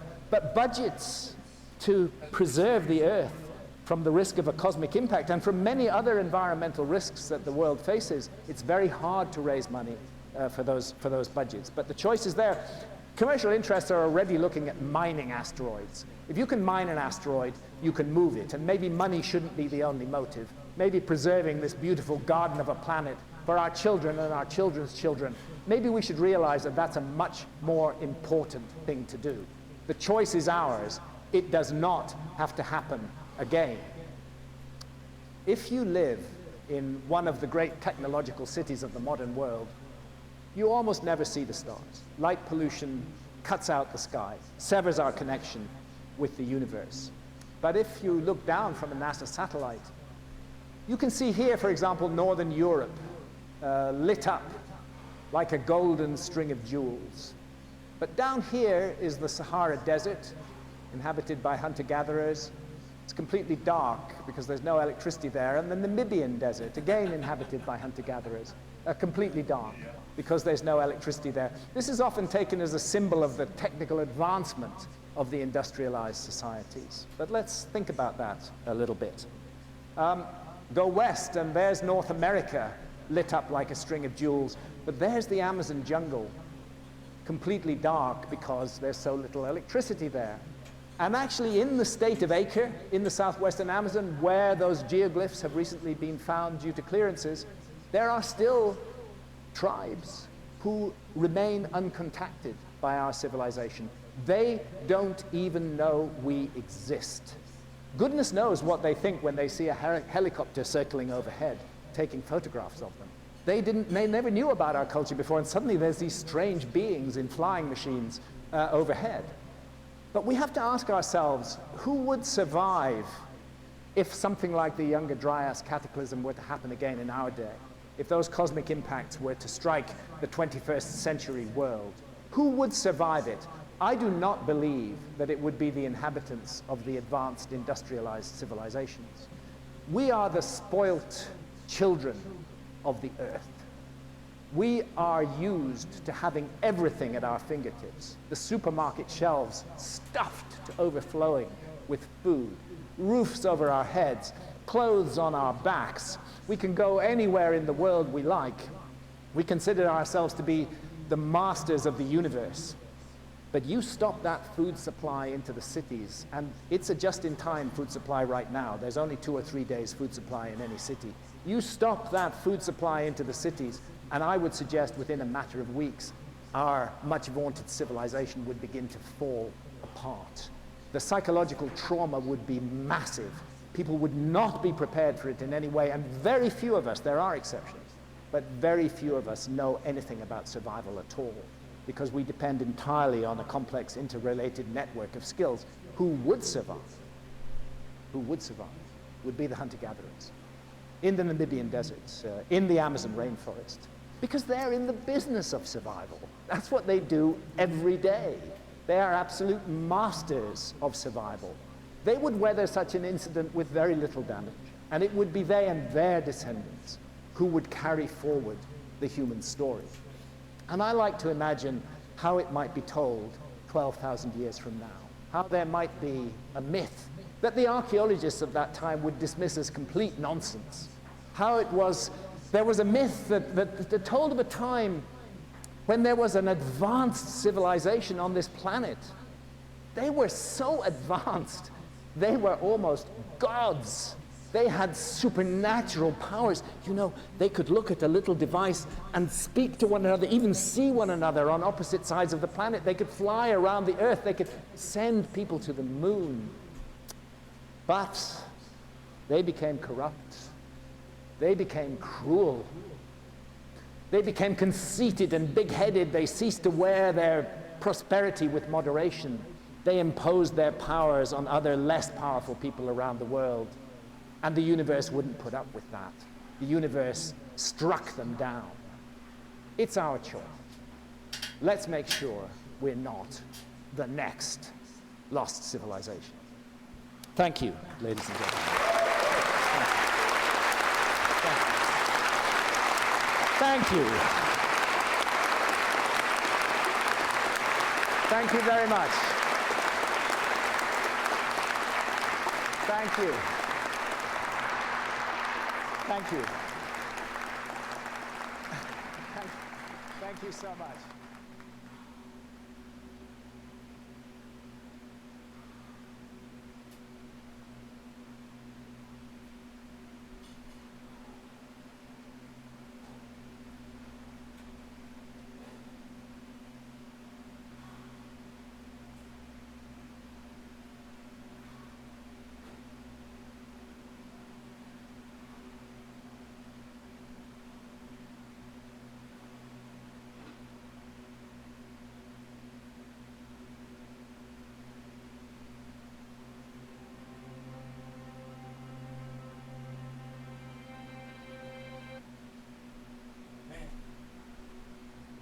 This channel 9 months ago, like, just started like a few years ago. Now it's like millions of views, dude. It's crazy. Welcome to History for Granite. Join me to explore ancient Egypt.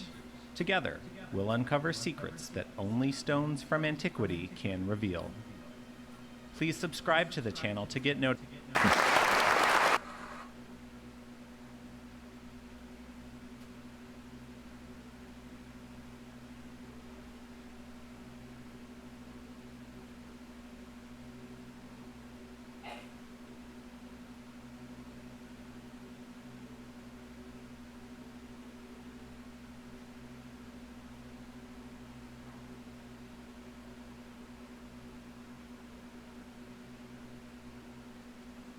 Today, I landed some tricks that you guys never see me do on a spine.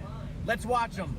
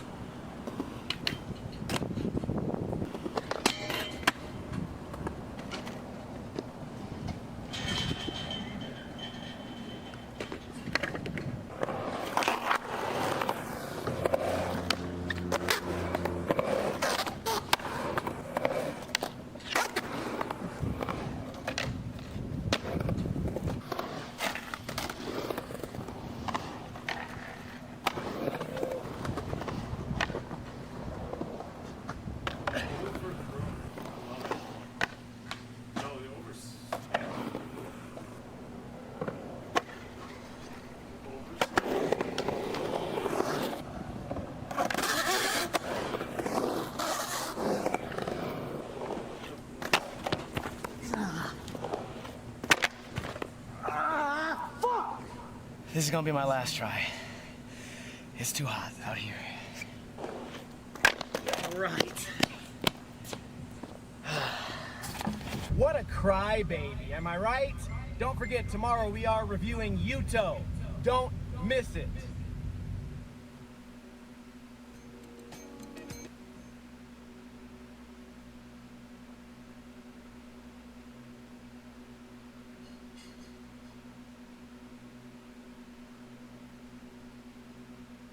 we gotta watch it now.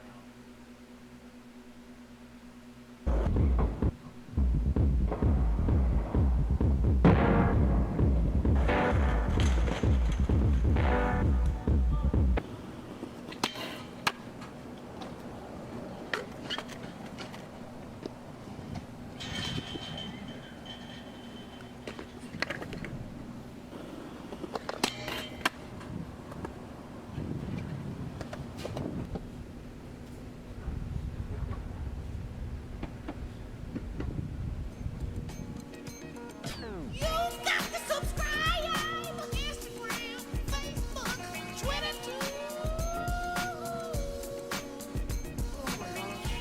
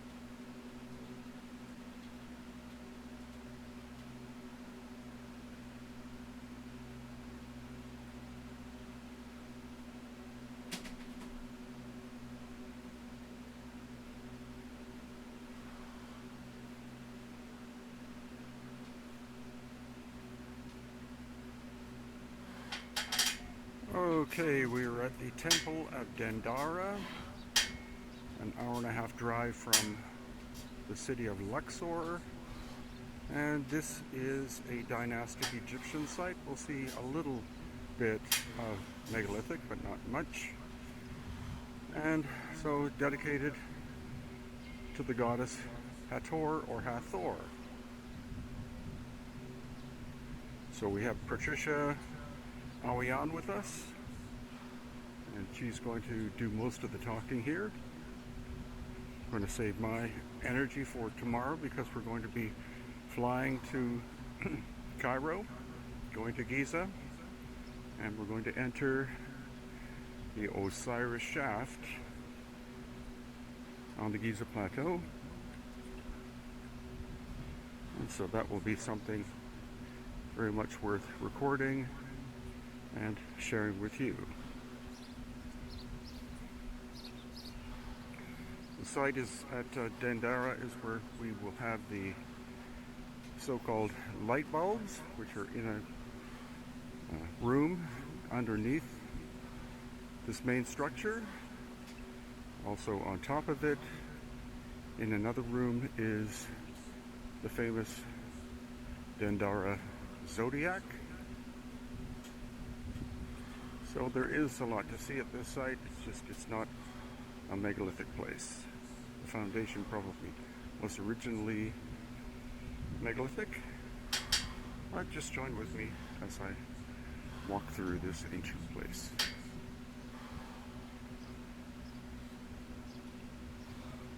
So as we proceed towards the Temple of Hathor, this is another structure.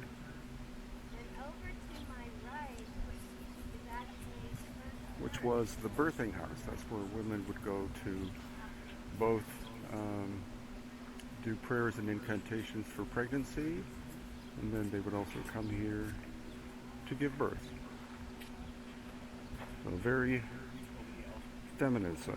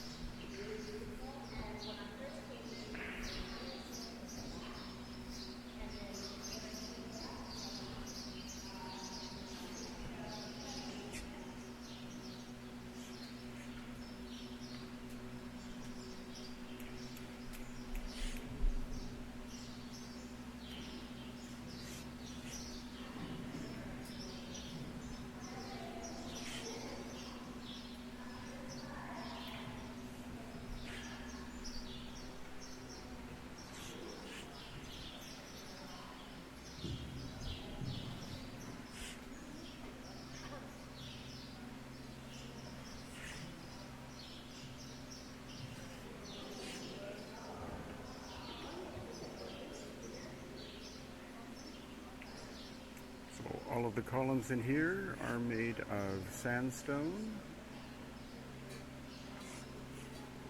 Block on top of block, on top of block, on top of block, on top of block.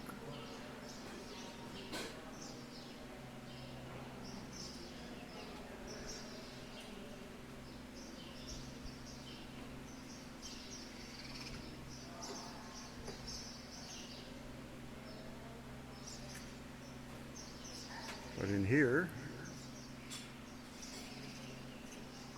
the lower section is actually granite.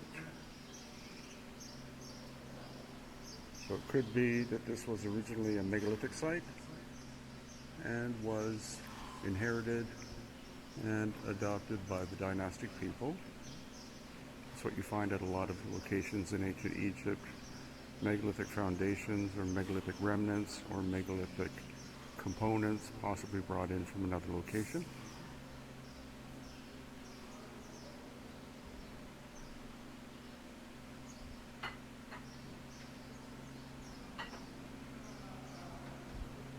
So walking through the temple of Hathor, look very carefully, center the frame. See one of the famous quote-unquote Dendara light bulbs.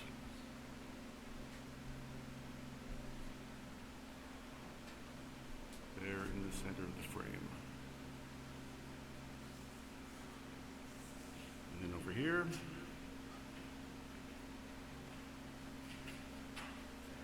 we have two more.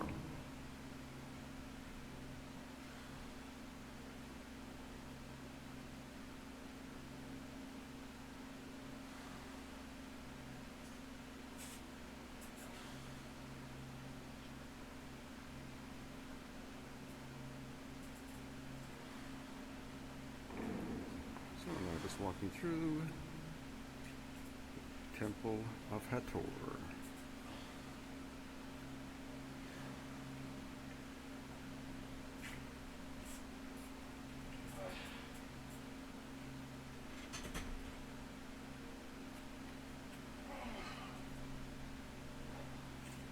And this room leads to a staircase, and down that staircase off to the left where the more famous Dendera light bulbs are located.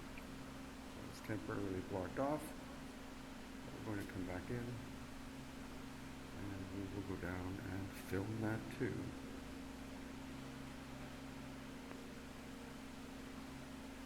So again, we're just going to walk around inside the Temple of Hathor. Dynastic, walls covered, almost every square inch with hieroglyphics, a lot of them scratched out. Destruction done by later post-dynastic cultures.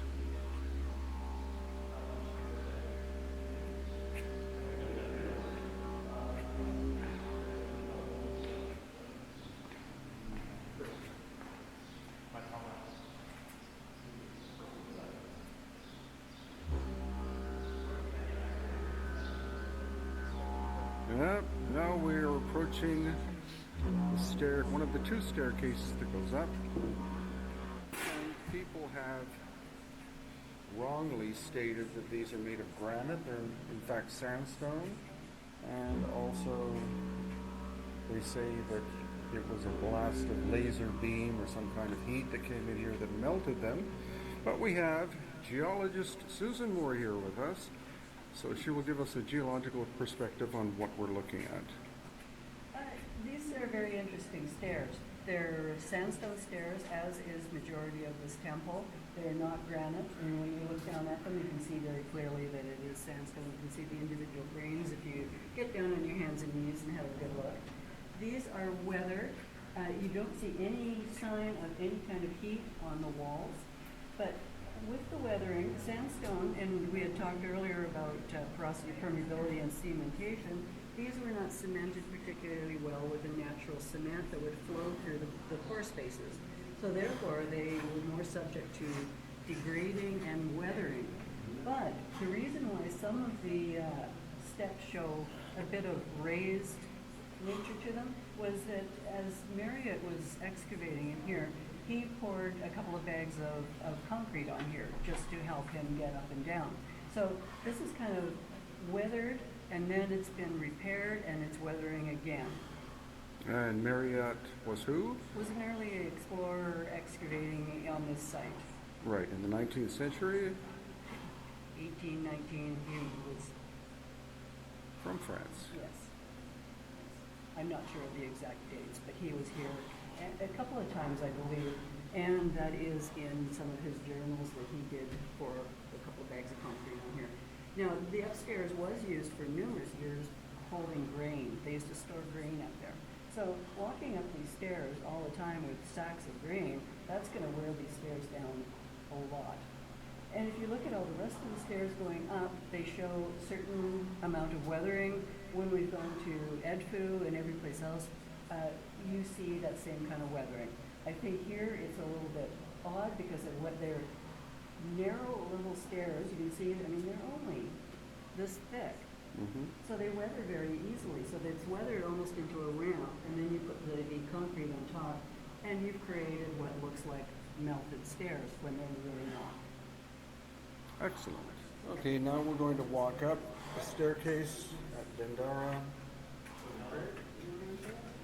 These are made of sandstone. They are not made of granite, and it is not the result of a laser beam coming through. It's the result of the fact that these are 2,000 years old.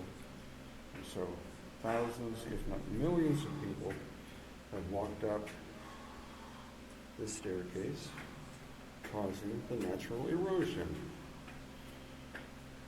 And then if there was any rain, then that would cause the bottoms of people's sandals to be wet and even possibly have some grit on them, and so that would result in the weathering patterns that we see.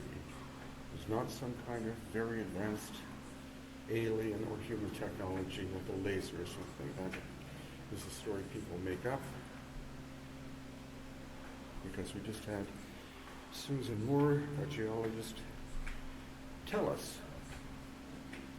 that they are weathered from 2,000 years of human activity.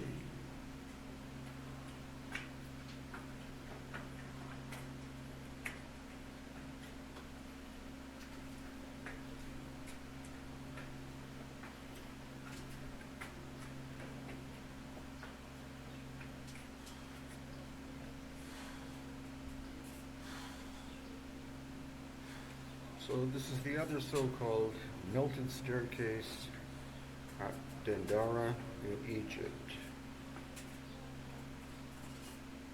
Some people claim that these stairs were melted by some kind of device like a laser or intense heat source of some other kind, and that the stone is granite. The stone is not granite. This whole building is constructed of sandstone, which is relatively soft. And so, these stairs, which are 2,000 years old, are the result of weathering patterns happening, because sacks of grain were taken up to storage rooms upstairs in this building. So over the course of hundreds of years, thousands of people going up and down, or up with sacks of grain, and maybe with a little bit of grit under their sandals, and a bit of water from rain, would cause the melted pattern, so-called melted pattern, simply weathering, according to our geologist, Susan Moore. So no great mystery.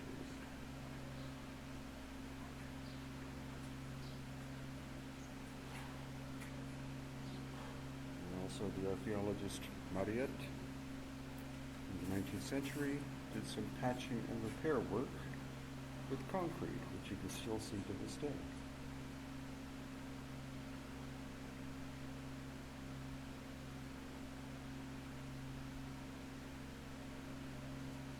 Okay, whenever you're ready. Okay, so everything we were looking at in the first of the style hall, which I obviously didn't have time to speak about all of it, is actually kind of expressed in a similar, well, in a totally, it's almost like a three-dimensional way of expressing what we experienced on a 2D image in the first of the style hall. So it actually spirals in and it spirals out again. This story of a year and for a great year. So the story begins, and here we have our Charette, remember her? And she was downstairs right around Capricorn, between Capricorn and Sagittarius, and she marked the moment that everything switched and moved into that first breath of form again, right, into the age of Cancer. So she was in the other side of the hallway in Capricorn, Sagittarius, and she marks the first breath into the age of Cancer. Here is it's actually the actual symbol of the crab that is Cancer. So this shows you that that is the portal of the Silver Gate, right, between Capricorn and Cancer. And here we have this wonderful image of Anubis. He's the path opener, right, and the embalmer, the sacred embalmer, right? He embalms us in the linens or the veil of forgetfulness. He is riding the plow, the mare, right? Mare being the symbol for love. It's that he is riding basically the symbol that represents the opening for the navigation. We are going to be wrapped in the magnetic field, embalmed in the veil of forgetfulness. And it all happens here. And of course, here you have the foreleg of the Big Dipper.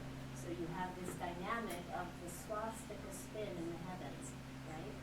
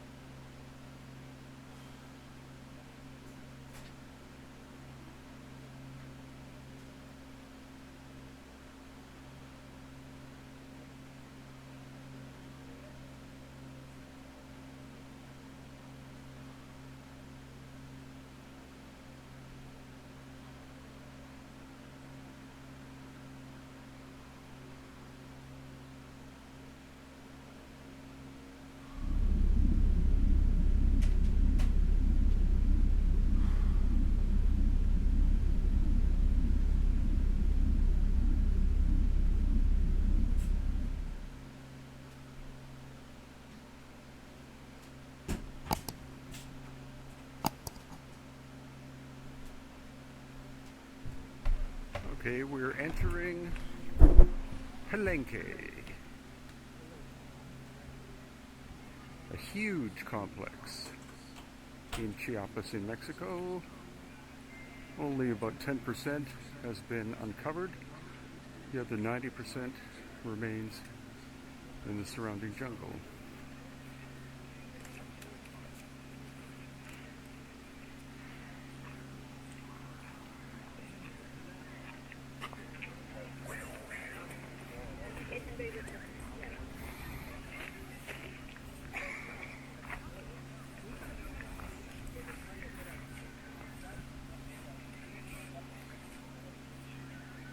With our Mayan guide, Ricardo. Okay, amigos, come over here. I want you to get closer to this structure to see the skull. On the second column, on the second square column at the bottom, there is a skull. You notice that? Do you see it? At the bottom, yeah. Oh, yes. Yeah, there is the head of a skull. But a skull is not the skull of a human being. It is the skull of a rabbit. The skull of a rabbit. Okay, entering the tomb of the Red Queen, who supposedly was the wife of the famous Pacal.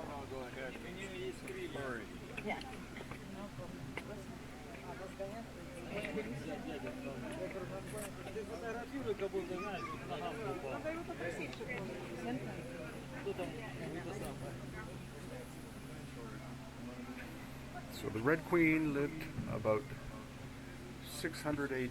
She's called Red Queen because she was found covered in cinnabar, which is a precursor material for mercury.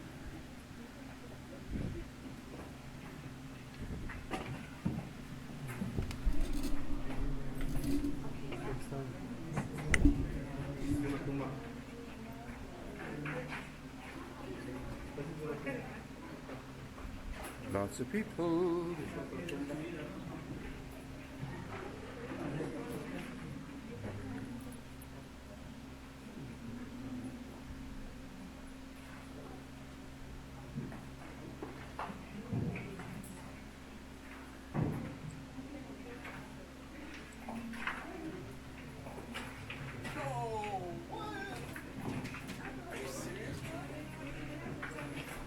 Little recess area for two, maybe? Are you serious? Yo, thanks for that dollar, man.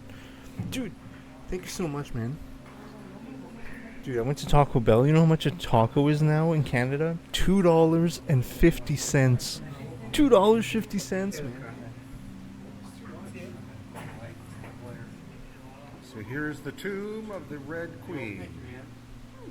Again, like what Ricardo said, she was covered in cinnabar, which is the precursor material for mercury. You heat up cinnabar and it turns into liquid. Oh, thank you, bro. How are you, man? How you doing? How are you? Now we want to find out where her body is. It's not here. It's not for Canadian, I know, man. We're in the museum here. $2.49. It was just like, it was too much, man. Fuck Taco Bell. That's a pretty good quote. That's a pretty good quote. Should we add it? Should we add it to the fucking repertoire? The recess niche here.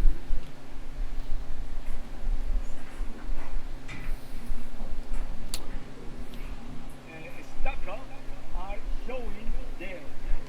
Next time you go to This is the Palenque, bring tomb your binocular. of Lord Because with Pagal. your binocular, you can see what I am saying. So Pagal is up there showing the baby. Burrito combo and taco. $24. Holy crap. I can't get I don't get any combo. I always get just the individual tacos. Cause I only like drink water, right? Like I don't really need like the fry. I guess the fry supreme is expensive. They like gatekeep stuff like tomatoes and sour cream and salsa. Like come on, man. Like come on. That's so stingy, dude. Gatekeeping a taco. Like it's insane. It's just too much. Up Good, I just went to get my passport jungle. form. Nice.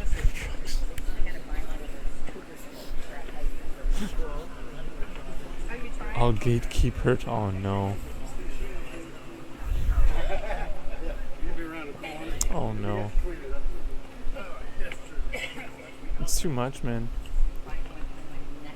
Cause I would, if tacos were cheap, you can get a taco for like 80 cents or something, dude. I would go there every day.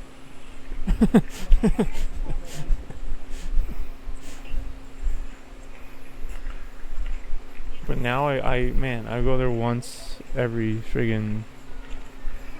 year now, if that, just by chance. Oh, what?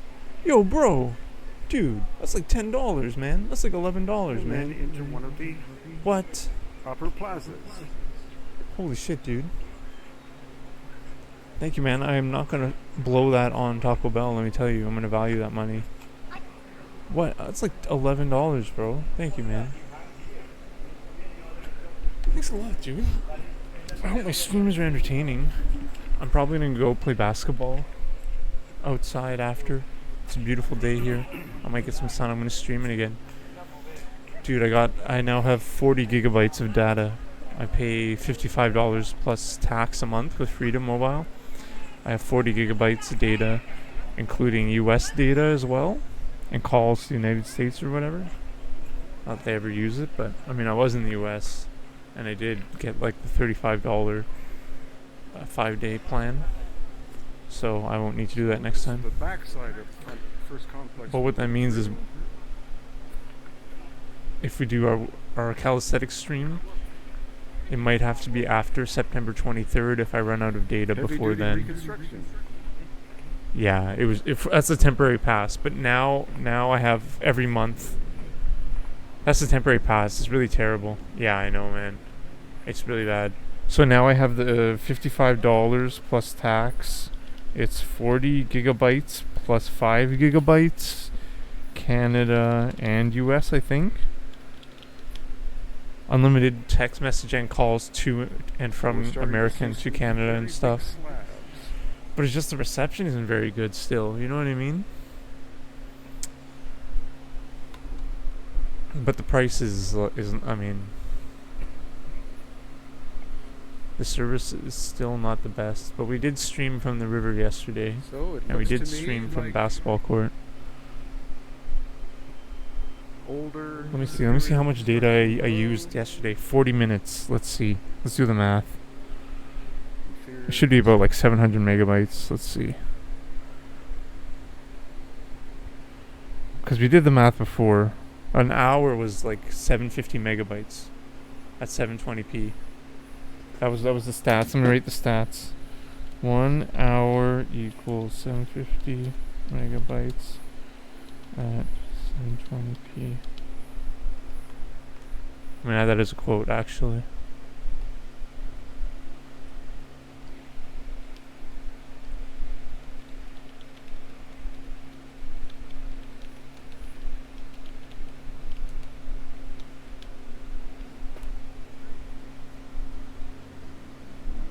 I want a burrito. Again, we have smaller stones. Yo, bro, thanks for that money, man. With lots of water.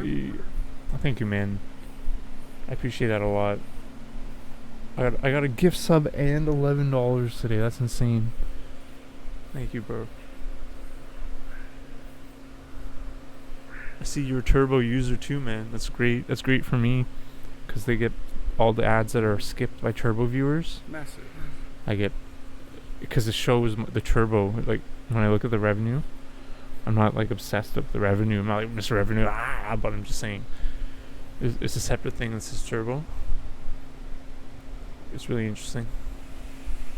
And on the way out of the complex. I want to breathe.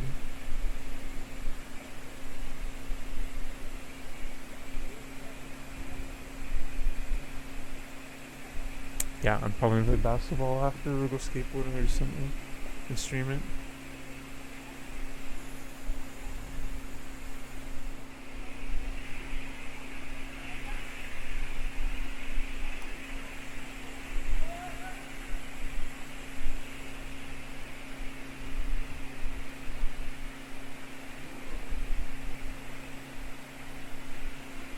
Alright, let's finish off this this weightlifting stream.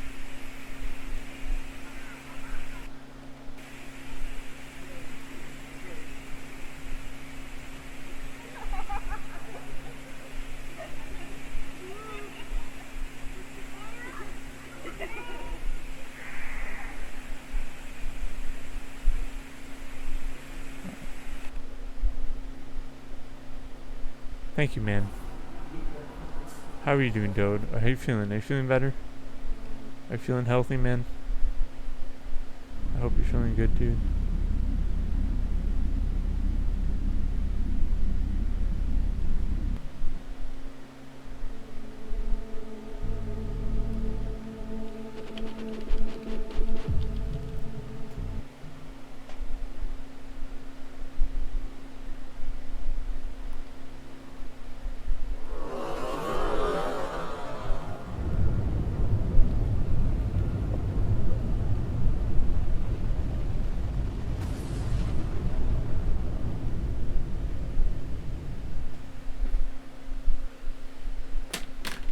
That was the old stats. I'd Let's like see to hear what a the little new bit ones about are. the Egypt trip. Sure. Yeah, we did just get back from Egypt about 3 weeks ago. Kyle and Ross and I were over there for a couple of weeks. Their first chance to get to Egypt. It was yeah, magic trip actually. This one. It all came together very well.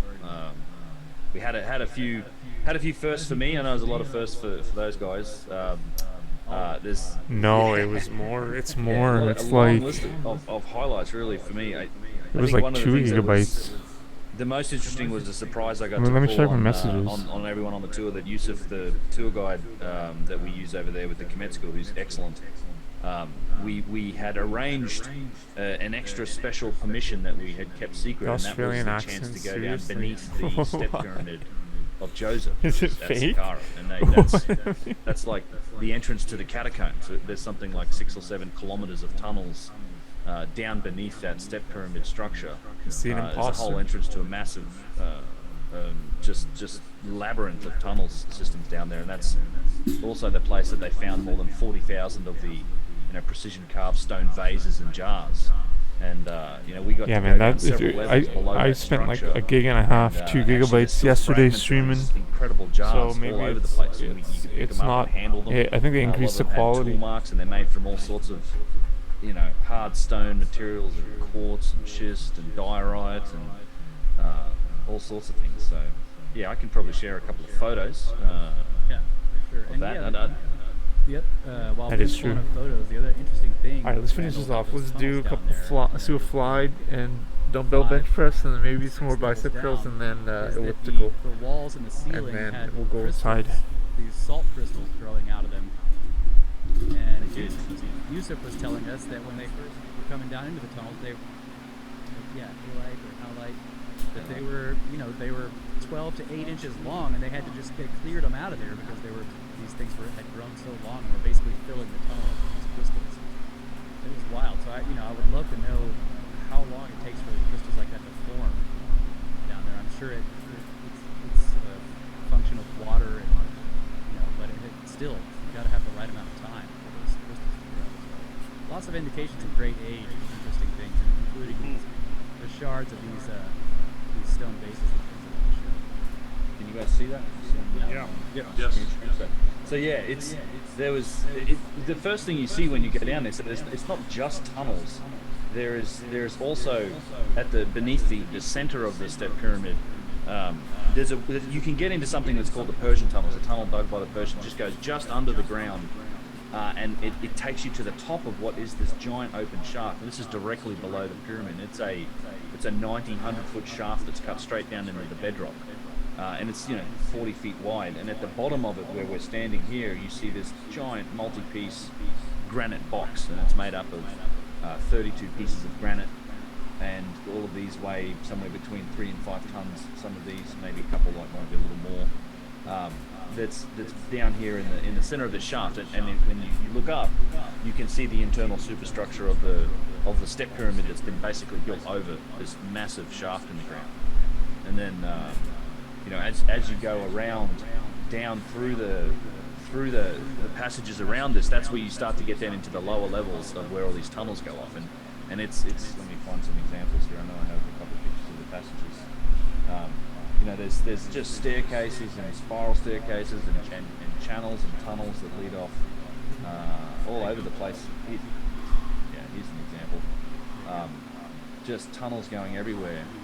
And you can really get lost down there. In fact, there are accounts of, early explorers in these areas, like literally running out of caving rope and having to turn around because they had like a couple of miles worth of rope and string to them, and they had to stop and turn around because they ran out of rope. But they've done a remarkable job. You lift restoring my a lot of this ego, and Toad. renovating it so that people can get down here. It is like a special permission to get down in here.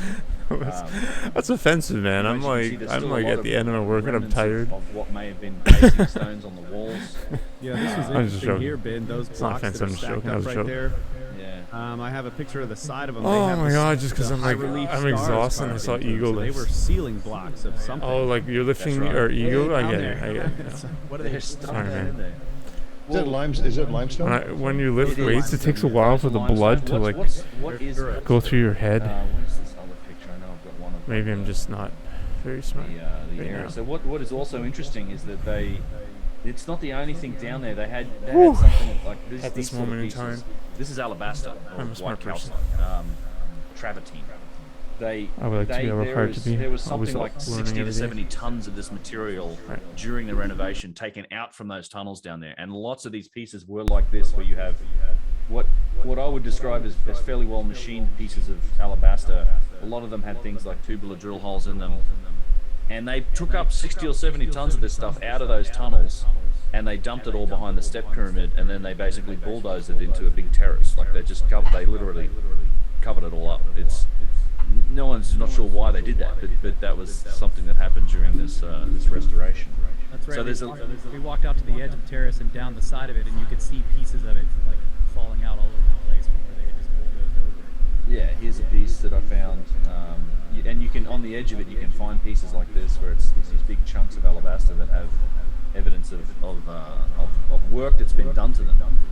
But of course, down here is where they found 40,000 of these things, like all these hard stone vessels down in the tunnels, and most of them now, like, they're all in warehouses. The ones that are whole, a lot of them are locked up behind glass in the museum. Like these examples, you have some truly remarkable pieces like this. It's just like how they made these is still something of a mystery. I mean, these are made out of translucent forms of stone. Some of them very thin. There are examples of these vases, and Flinders Petrie talks about this as well, but they're right down to the thickness of a stout playing card. Like, they would work these very hard pieces of stone with big crystal inclusions in them, right down to the thickness of a playing card. This vase in particular is one of my favorites. In fact, I have a much better picture of it. I believe I put it in here. Did I not? I thought I did. One second. I'll dump it in here. But yeah, it's wild to look at some of these vases, Randall, and Brad, when you're looking at them, and it's this dark stone, but there will be these huge white quartz inclusions in it. Yeah. And yet the whole thing is smoothed off. Yeah, okay, there's a photo of that's literally shards from these vases. Shards down there. Yeah, and I was gonna say too, in the tunnels, the pictures of the tunnels that you were showing earlier, there's like a sandy bottom to the tunnel, and you can just basically stick your hand down in there and kind of scrape your fingers through the sand, and you'll pull up pieces of these broken vases. So what, it was like a garbage dump underground? They were throwing tailings of carvings? Well, I think that pile right there is probably done by the archaeologists piling them up. Just throwing them in there because there's so many.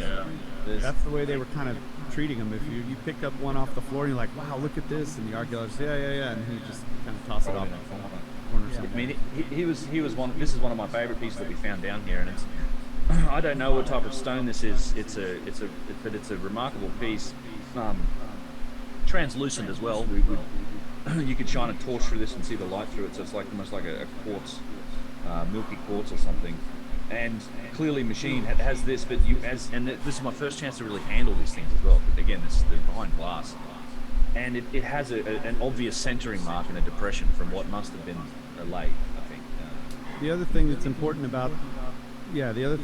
when you're able to handle these pieces that are broken, you can see that there's a taper from the base going up the sides. They taper down, and as you rotate it and look, the taper is consistent all the way around, which suggests machining, right? If it was done by hand, the thickness on one side could be more than the thickness on the other, or the taper wouldn't be exactly. But the fact that taper in the thickness going up the side is consistent, it shows that there's a fixed tool, right? The tool is fixed in a machining lathe situation.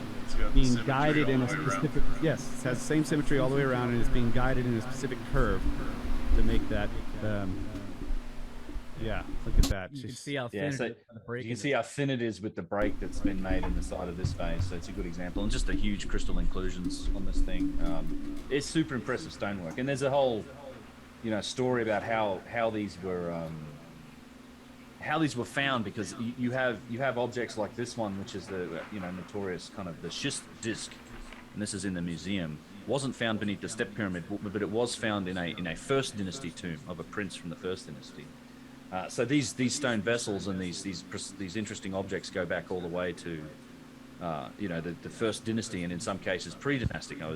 We were talking earlier when I was with the Snake Bros talking about how they found burials that were pre-dynastic. They carbon dated the remains of the humans back to around 12 to 14,000 years old, and in those burials they found stone vases similar to the ones that they found in these periods of Egypt. So it seems like perhaps there was some form of manufacturing. Some of these vases may have come from from Somebody- earlier times.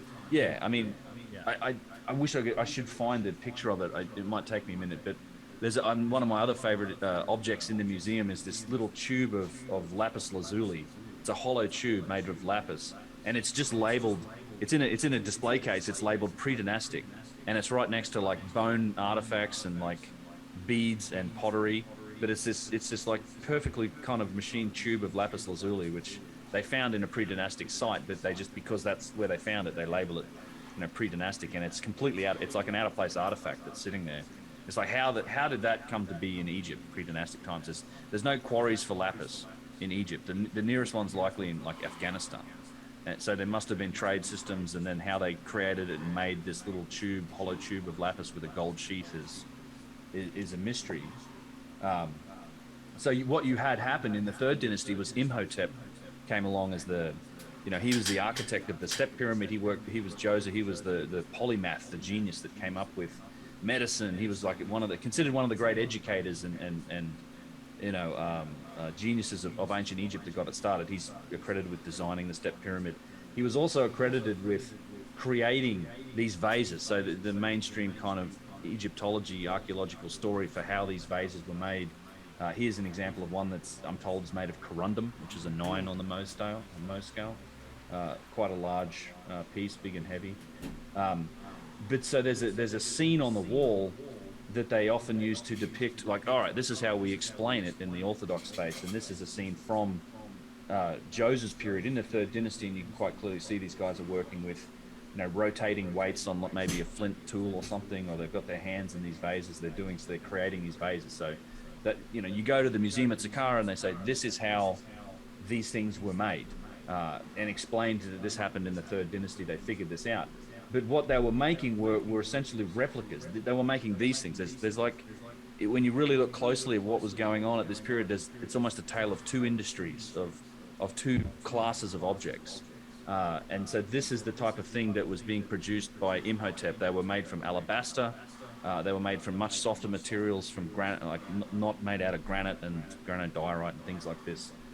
So when you look closely at what they found beneath these areas, some of them were actually quite good, things like this, but you can still see they're not perfectly symmetrical. They're not the same degree of precision or symmetry or fineness as the other vases. They're made from alabaster, which is a softer material. So I think there's another way to interpret the evidence that we have here, which is that some of these vases may have been around for a little bit longer, or perhaps a lot longer, and then found precious, found to be sacred by the Egyptians, much as we find them today, and then they started replicating and making things like this. And there's definitely a difference between the two types of objects, between those things and then things like this. Yeah, when you're walking through the museum and looking at the cases, and they've got them in the same display cases. They'll have the alabaster, Yep. That's right. and some clay vessels, the canoptic jars, like that, alongside these stone vessels. And the difference is clear. The ones that are made out of these hard stones are, they're just absolutely beautiful in symmetry. Like some of them have their round bottom, like that. Exactly. Yeah. This one sits on like the tip of an egg. It's perfectly balanced. It sits like that. But when you're looking at the other ones, the ones that were made by Imhotep and using that other technique, you can just tell. You can stand there and look at them. They're beautiful pieces, but they're not symmetrical. They're clearly lopsided. They did a good job, but it's not like that. The two different kinds of work have a completely different effect on the eye. Yeah. God, that piece is awesome. Yeah. Yeah, it really is. And the fact that I got better shots of it on a video now. But yeah, it's a remarkable little egg tip thing. It just sits right. It's just so well balanced. I can share a little bit of the video from down there. I don't know if there's other, if we have time to get into any of the other topics. There were so many things that we hit and got into. The Assyrian, we got down to the Osiris shaft beneath the Giza plateau. One thing we found, Randall, that was really interesting. I'll pull up a bit of video while we chat about this. Was that there is, I know I'd not seen this before, what seems to be very clear evidence that the large limestone blocks on at least a big portion of the causeway of the middle pyramid at Giza is is the roof of some structure. There's obviously a cavity below there, because we found in 5 or 6 different spots these little cracks between the big tiles. So when you're on the causeway, you've got these. It all used to be cased in fine limestone, and that's all been quarried and taken. So in some places you have these really big limestone blocks, but in between the blocks there's gaps, and you can push sand into these gaps and it just disappears. The sand just goes away. Like Yusuf's dad showed him to it. Yusuf must be in his 40s. His father showed him these cracks when he was a kid, and they were pushing sand into them when he was a kid, and they've probably been doing that for, I don't know, thousands of years. It disappears. Like if it was just a crack between 2 stones, that would fill up and eventually sand wouldn't go anywhere. But 5 or 6 places, literally, we have video of this. It's just, you can just tip sand into it and it just goes. Like, it's like, how are we not running ground penetrating radar over this to look to see? Yeah. There must be a cavity down here with a bunch of sand that's been kicked in for 1,000 years. Yeah, remarkable. Let me see. Yeah, it was a fantastic trip. I just mind bending, totally awesome. The group was also really great too. Yeah. It's just fantastic. Well, I've never seen the images from the step pyramid. That's what you were showing, right? The Yes, big ship. beneath the step pyramid. That is much more fascinating than the Great Pyramid. I'm astounded. Some of it is, yeah. I mean, In a lot of ways. It's all interesting in different ways. What we were looking at mostly was, is there evidence here for an unknown, level of technology at some point in the ancient past, like an advanced civilization deep in the ancient past? That's really what we were looking at. And what's your answer? It seems like there was. I don't have an answer. I mean, from the quarry, the Aswan quarry and the markings in the quarry walls that don't look like any type of hand tool or any machine we have in modern times. Well, I agree. It seems to raise more questions than it answers. Absolutely. That is just fascinating. I never knew this about the step pyramid. This is, and look at those marks. Those tool marks are fascinating. Yeah. So I'll pause this in a couple of Yo, spots. thank you so much for being here, Toad. Thank you so much for friggin' $11, man. Thank you, Baron, for giving the gift sub to Moonraker. Thank you, everyone, for watching through this ads. The post with you get core masonry up there. That's all the way at the top. The core masonry, the actual pyramid. The rest of this is below the ground. And this apparently, go ahead. No, I was going to say this is the viewing platform that the Persian tunnel leads you to. And this is where you can normally go to see this. But it's much more difficult to get down to where we are. I was going to ask if that's what you showed from your previous trip last year. Let's go. You showed it from the top. That's right. Okay, Again, I started at like 85 pounds on the bench press.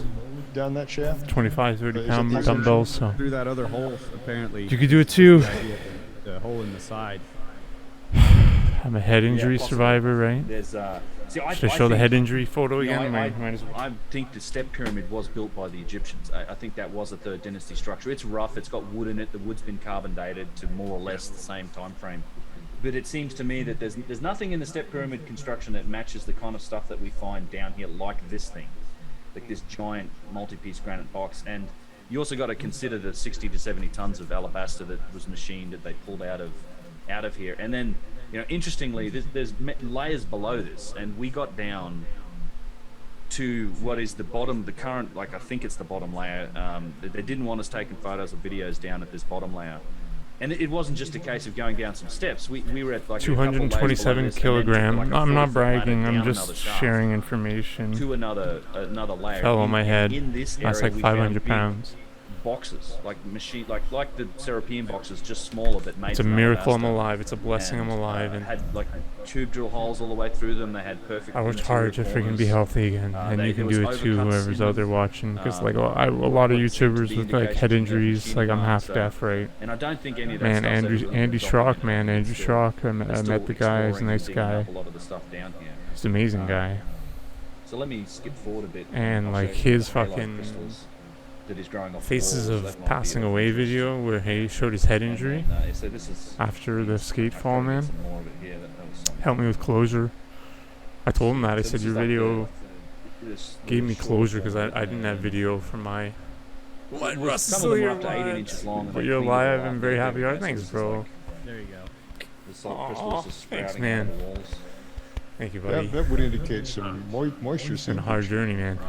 Yeah. And time. But you can do it too. Yeah. So yeah, like Andrew Schrock on YouTube, he's like And then, one of the yeah, most so fucking tons of rubble inspirational still, guys yeah. for me and I everyone. want to get to. Especially the head injury, because like So, we're yeah, like I was just- exactly the same. I He was is he's fascinated, half like, you deaf just in his start left, digging or he's through deaf in his pieces right ear. I'm deaf in my left ear. Of these shards of When I vases, met. you know, Thanks, piled up man. Thanks, everywhere. buddy. I'm gonna put this. Yeah, we all If it doesn't get flagged and taken down because of all the YouTube videos, I'm gonna put this on YouTube. People started digging. Thanks, man. But And they're all stone. what's or it they're called? stone pottery. They're all stone. I mean, there might have been pottery, but everything. The fuck was what was I gonna say? I was saying something really. Oh yeah. Yeah. Right. These giant Yeah. pieces. Anyways, when I met him, Got some other bits here. I said, "Oh, I'm deaf in my left ear," There's a couple bits later and he on says, that "Oh." were, Then I guess we can't stand on this side. We gotta stand on the other side to hear I each do. other. Let me just skip forward a bit. I think that's I'm like, yeah. That's where you're looking at him with Yusuf right there. Yeah, this was early. And then I realized So it's not you about just- you just see kind of the the labyrinthian disability. It's nature of about stuff who you in are and what you can these do. You know what I passages, mean? Just like in that moment, it's crazy.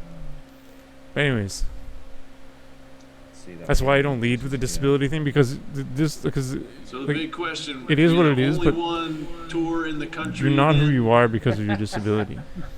No, I don't. And that's think kind so. of the no, point. There was definitely Because everybody has their struggle, 2020, there's whatever the definitely struggle an uptick is. in the amount of tourists we saw. And I mean, like that kind of is your story. The struggle becomes your story, but that isn't as being about who a you third are. of what it normally is. There's a piece of Because your story is overcoming whatever struggle here's a you're bit of facing. piece of And there's going to be more in the future, right? That's why I'm trying to get strong now. There's going to be more struggles in the future. Who knows what they're going to be, but and you know, the one place that was quite busy feel was like the strong museum, and but it healthy seemed and- like we were just. We had one of those occurrences where we were just like our crowd was Yeah. in with all the other crowds, Loved. and like the other parts. We like had a bunch of groups just moving together. Are my friends? In one You're route, the who rest of the you museum are was in empty. spite But of that it. was the Yeah. one place where it was like literally full of Exactly. people. But other than that, we had. Like, a he lot of doesn't the even sites, mention it you know, anymore. There wasn't many people. That was his gig. That was his. in the That was other his pyramid first jobs, video we on always YouTube. have He's a got like little 5 bit of million traffic at, subscribers or something now. at, That was his first video on you YouTube. know, Was Giza with the locals, his head injury students over there, reaction, like yeah, look at this. after This is a giant because he was piece of, filming it like, doing skating. I think what is some form of granite. And he piece said, "Yeah, YouTube involved. took it down," and I'm like, "Oh, it sucks." He's like, "Yeah, but it's you still- know, it's it's been not." shaped and sort of beaten up pretty badly. It's not who I but am. this It's not was my big. channel It's is. we got a sense for just how heavy some of these things are. So it was a big, heavy thing, trying to roll it over and look at the bottom of it. And, No, but it's true. Like, because honestly, It's gotta be really old. okay, I'm gonna be like real honest Yeah, with you, bro. right. If you don't know who the person is, like nobody cares. Nobody's gonna care about a random Remarkable, like disability or your sufferings, right? Like no one's gonna care if you go out and you show your suffering and express some whine. Nobody cares. But if you show like who you are as a person and like who you are, what you can Stealing do, precious artifacts, smuggling out of. and then you drop the fucking they were yelling at no souvenirs. the bomb. Yeah, no. Not the bomb, but you know what I mean? Like, it's forbidden. Put it down. but it's the true reality. It's true. You People don't. look at him. He's like, all right, surrender the piece. Put it back. The archaeologist. I'm is not standing inspired behind by us over there. I can another see him in his blue shirt. random disabled Yeah, so person that we hasn't shared had any like the lead thing. I the mean, I guy am. that led but- the I mean, I am. But excavation you know what I for the mean. last You know what and I'm the saying. renovation of this for the last 15 years was kind of guiding us around. Anyways, all on the that time note. here. So it was a real privilege. Okay, to I'm get gonna sign down off. here, for me. We may raid somebody. And just the ability to think We you may can or may handle some not. of this stuff and see it, as my friend, my buddy Fred. Yeah. So it was. Oh, here we go. There's yeah. So here we go, like shining some lights. You can see here. That's you guys. That's for us. Oh yeah, I'm trying to shine a light and take a photo. Yeah, there you go. Should we raid See how they're NX? Let's re-raid this guy. This guy raided me yesterday. I'm gonna raid him. Yeah. That's alabaster. But anyway, so there's a look underneath the step pyramid. It's yeah, that was really cool. So when Definitely one of the Excellent. highlights of the trip, dude. Getting to go down there, it was amazing. Yeah, but we got 2 hours inside the. At the Thank you end for of being the your tour, toad. Thank 2 you for hours the inside the Great friggin' Pyramid. money, bro. $11. I'm not gonna spend it all on tacos. Yeah. It's not worth And it. that thing is, man. No, I'm like really being careful It with my is money now. amazing on the Obviously, I'm not inside. like blowing I don't know. It's shit just, like that. it's quite And mind blowing. Baron, thank you and for the then, gift I don't sub. know, it's like reignited. Might be passion going to YouTube if go YouTube back doesn't into block the it. history of And thanks for discovery watching. and how Thanks, they, Russ. you know, who documented what when they were excavating in there, because things were broken into and rubble was See you later. removed, and so, you know, because you find these aspects inside the pyramid that are just like, what, you know, what was going on here, and it doesn't make sense. And then you look in the history and you find out, oh, there was actually a large piece of granite right there that must have come from above, and it must have come out of this room. And you know, there's all these details in the excavations, so you have to sort of like go backwards in time and try to put all these pieces in, because now it's all cleaned out. You know, and then in other cases, in the Grand Gallery, for example, they've built all these boxes on the walls that I think are maybe there's like electrical system or something. I don't know what these are, but I've seen older pictures where you can actually see the sides, the slots that go up the Grand Gallery. Now they're covered up. It's hard to inspect them. So it's just, I've been really digging into that structure. So yeah, it's the step pyramid and all that stuff was amazing, but still, I mean, Great Pyramid is an enigma. Yeah, it's called the Great Pyramid for a reason. Yes. And I can't wait to go back. Thanks for your rate.